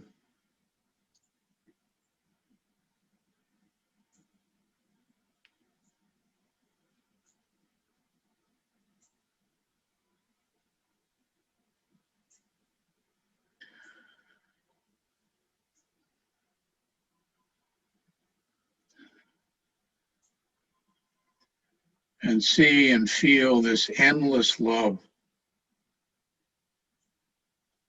flowing into and filling your heart and your heart space, that holy space.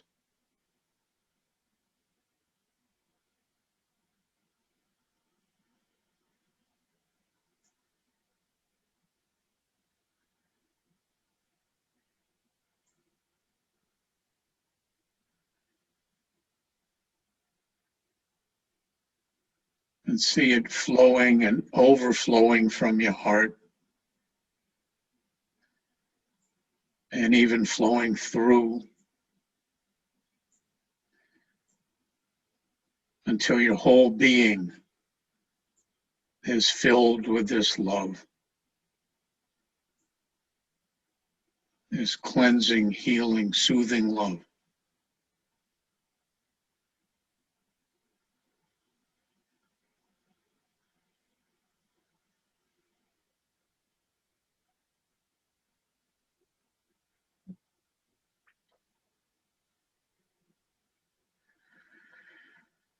And let your heart and your whole being just drink.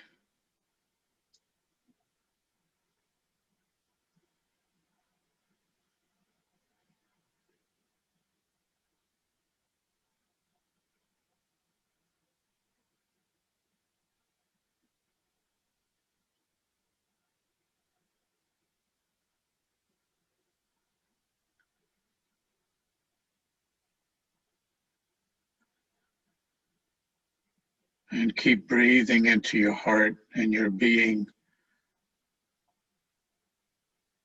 as Baba's infinite love just flows through.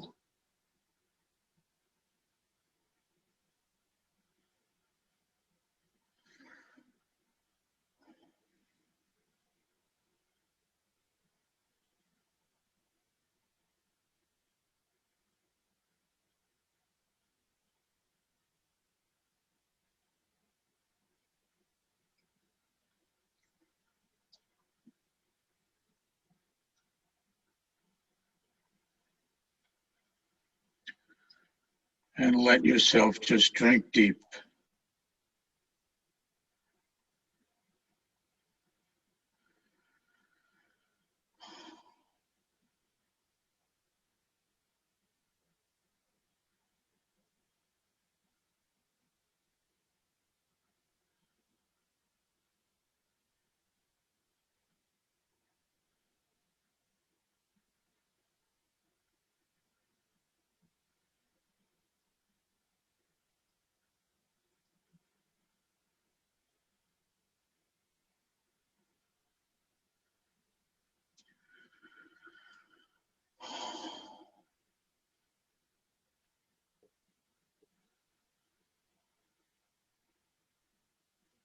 And let's take another moment with the flow of Baba's infinite love.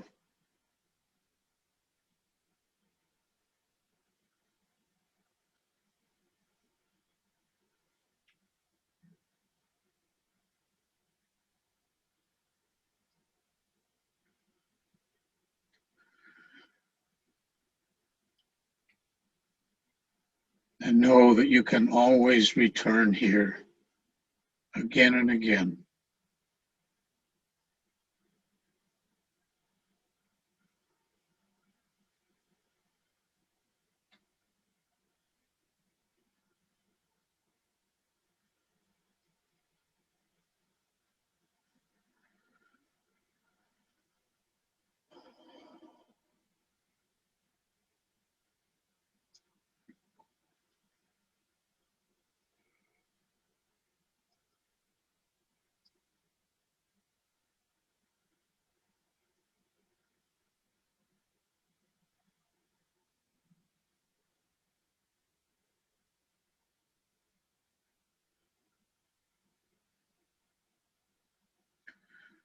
And let's give thanks for the opportunity to be able to focus with Baba's love.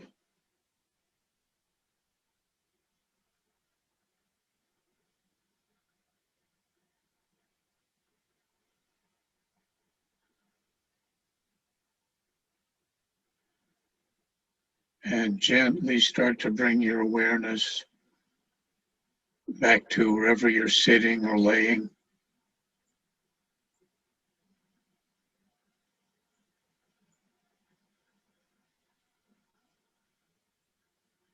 And take a little time to come back, and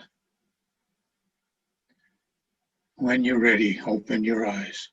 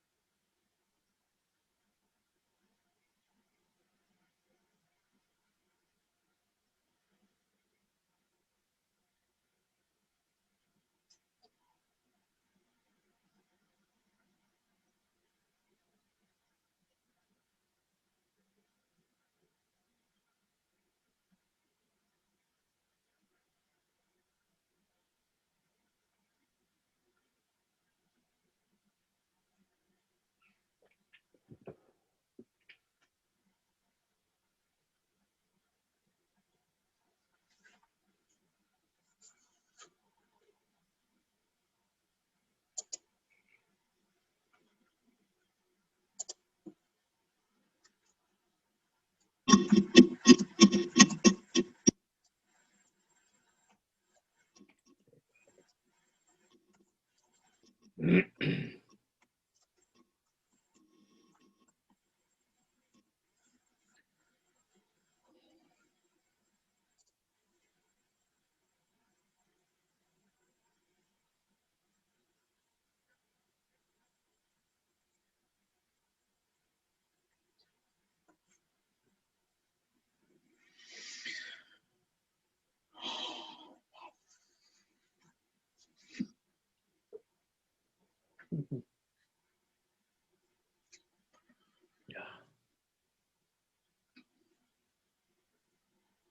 well, if anybody would like to share anything, we welcome you.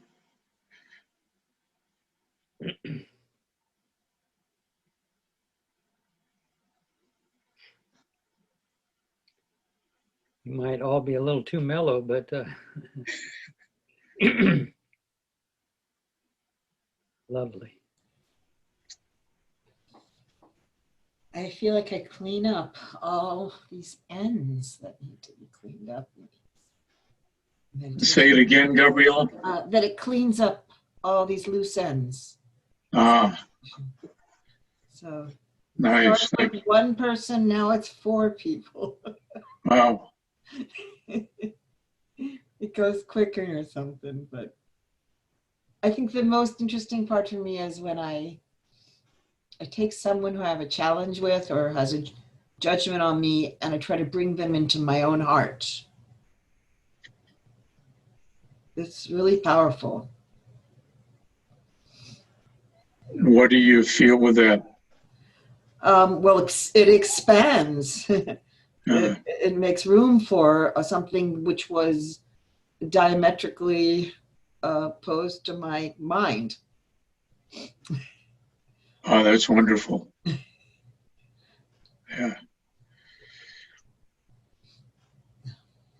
Well, I think that it ties right in with what we've been reading, really, too. You know, it's getting out of our usual go-to ways of being and deepening the heart and our awareness.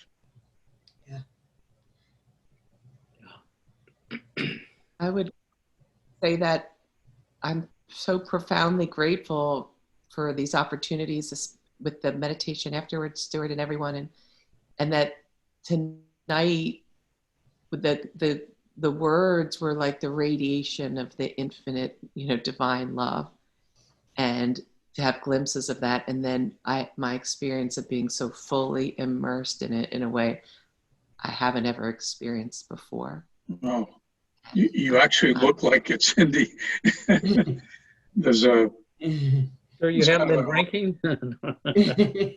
There's an aura in you right now. Feel that? Beautiful.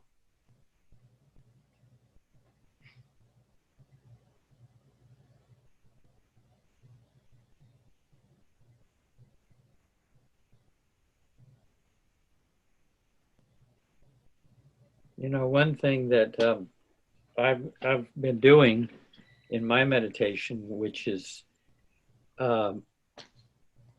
focusing on Baba. And I've kind of gotten into that week after week, and trying to see. It's one thing to see an image of him, and then it's one thing to see him in 3 dimensions, and I can't really do that very well. I can tell, but this time I was reminded of something that Darwin and I talked about, that people would say, Darwin, you get to share your life with Baba, you get to relive all the times you're with Baba, and he would say, not relive my life with Baba, I get to live my life with Baba. Meaning that it's in the present.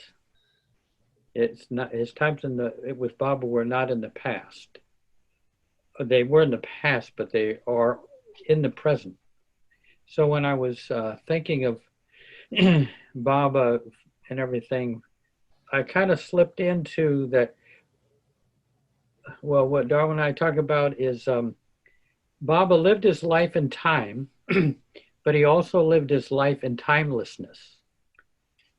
And so Baba's life is going on right now in this moment, if we can access it, if we can slip through the barrier of time into the timeless realm where he is, he's living. So 1930, Baba in the 30s is happening right now, if we can get the right dial on the radio, so to speak. I got a little sense of that, but I couldn't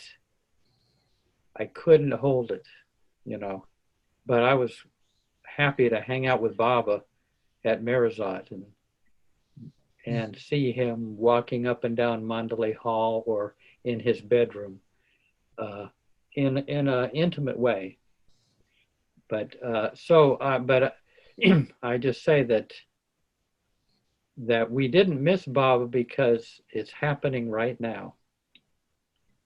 The 1920s are happening right now.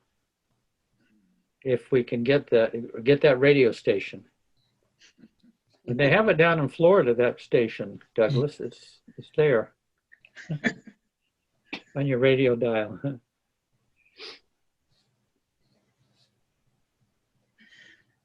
Jeff, you've been talking about your experience in the last several weeks of sending the love to Baba. Yeah. And experiencing him alive, like in flashes of him, right? In bits of him. And I'm about finished reading the book, The Boys, about the Prem Ashram. Yeah. And Ms. Fondi are talking about the practice of his work, he said, take a favorite image of Baba, a favorite picture, and see it here, inside you, in the area of your third eye, and focus on that. And that's like an opening, like a portal. Yeah. And I believe that it sinks deeper. So I've been starting to do that and having flashes of Baba being alive as I see the image. And it reminds me of what you're saying. And then also feeling that deeper down inside. Yeah. Yeah.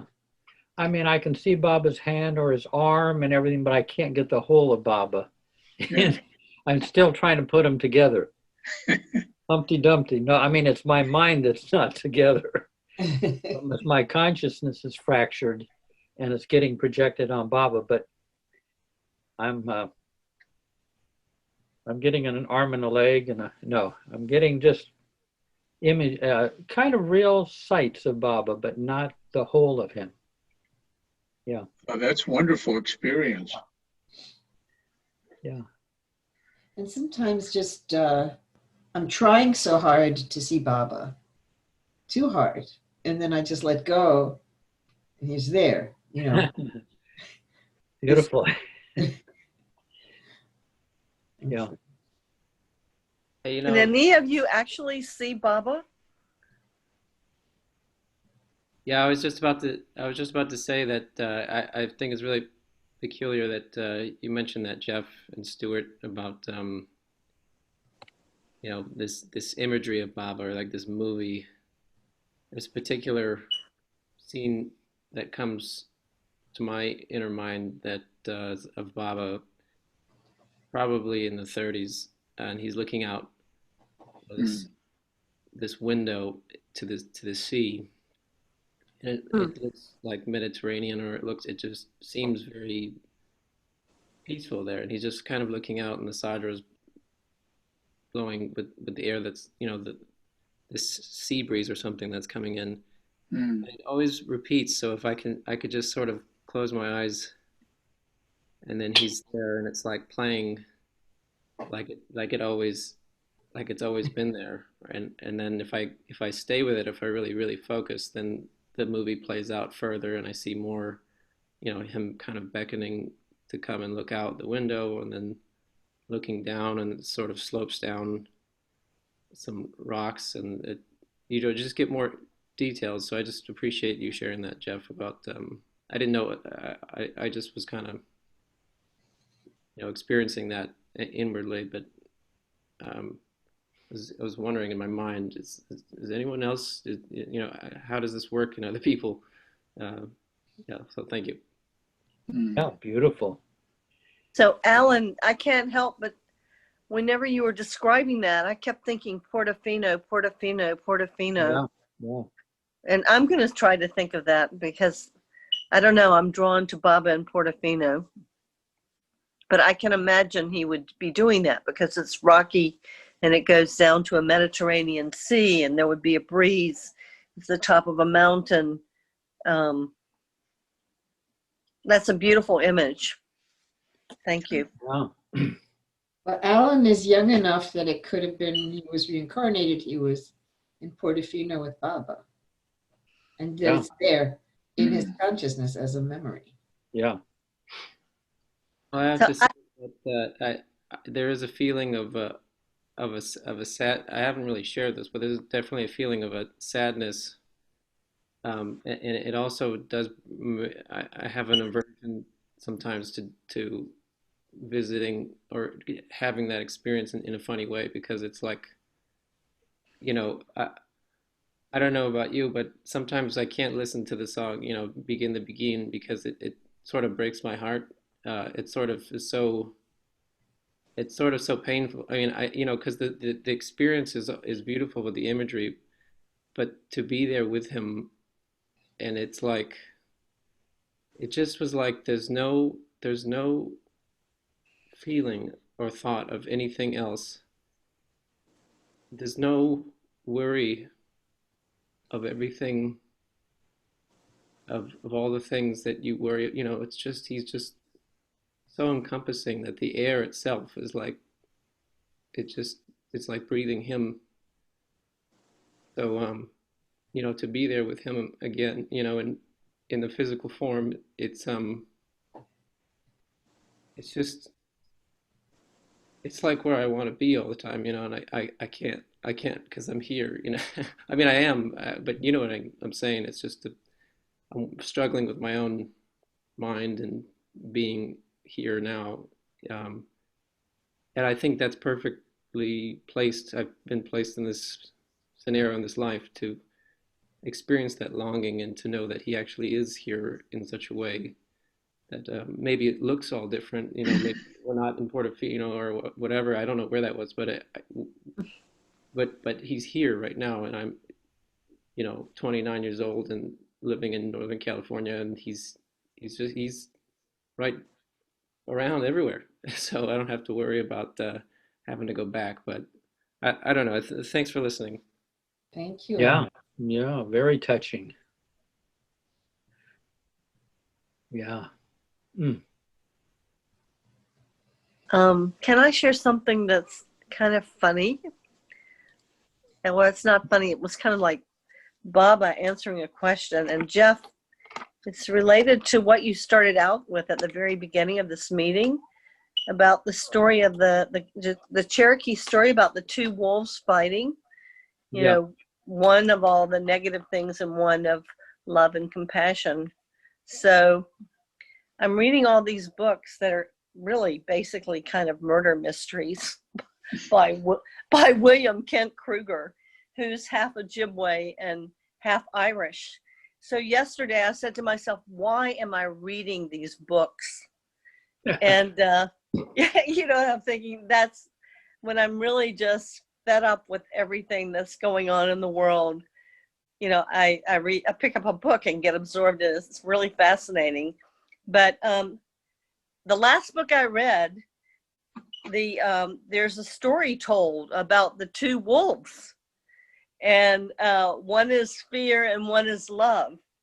And the question is, which wolf will you feed? And the exact story you told today, the exact story, Baba is telling me, this is why I'm reading these books, because they reinforce the story of what you, now isn't that funny? Those are the kind of funny things that happen to me with Baba. Beautiful. Yeah.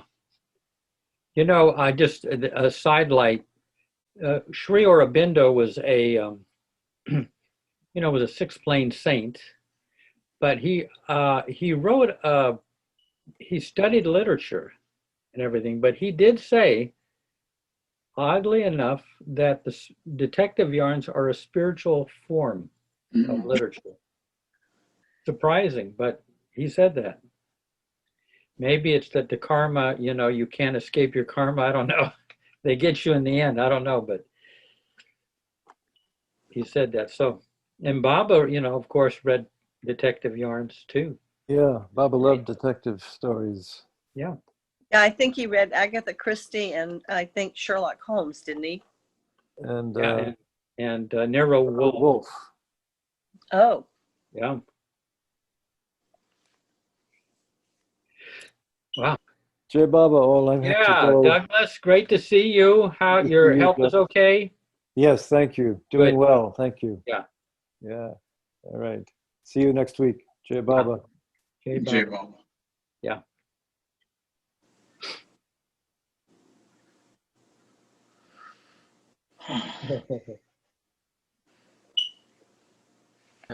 How you guys doing? We're we're just stranded out here in cyberspace.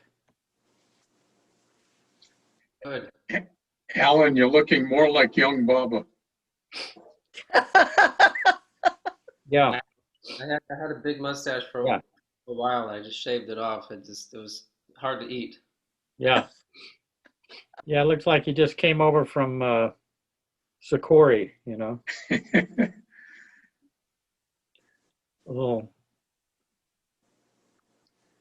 I'm pretty tired myself. Yeah. I worked till like 9 p.m. last night.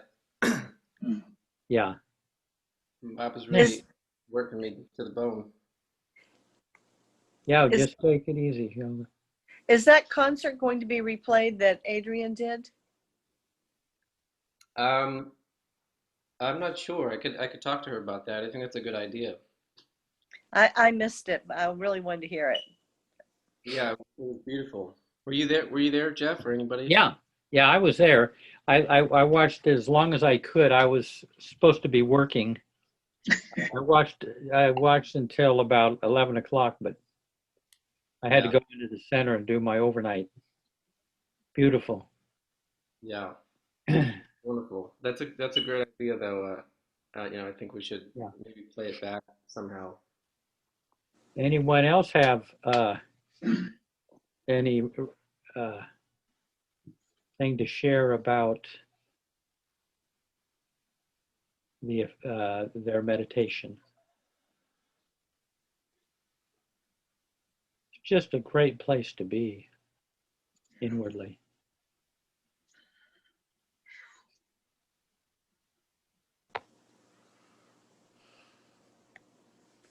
Well, I might go and eat some dinner.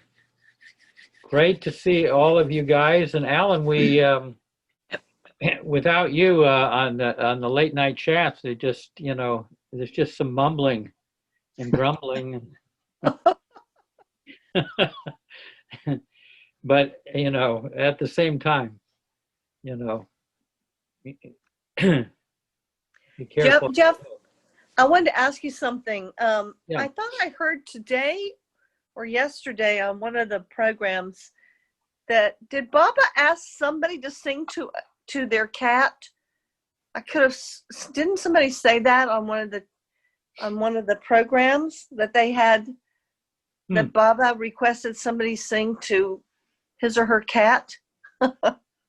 I hadn't heard that. I mean, it could very well have happened, but it was on the Archie or Ramakrishna today. I can't remember. I'm pretty sure it was Baba, but somebody was singing to their cat. So I was just curious if you know that story. I didn't, but Krishnaya, that Ram Krishnaya might have shared it. He was sharing a lot, you know. Yeah. Yeah. Well, anyway, you guys, Stu, thank you again. Yeah. For taking us on we all live on a yellow submarine. Yeah. Good night, everyone. Thank you so much. Good night. Thank you. Yeah. That was wonderful. Jai Baba. Jai Baba. Bye-bye. Jai Jai Baba. Baba. Thanks. Bye-bye.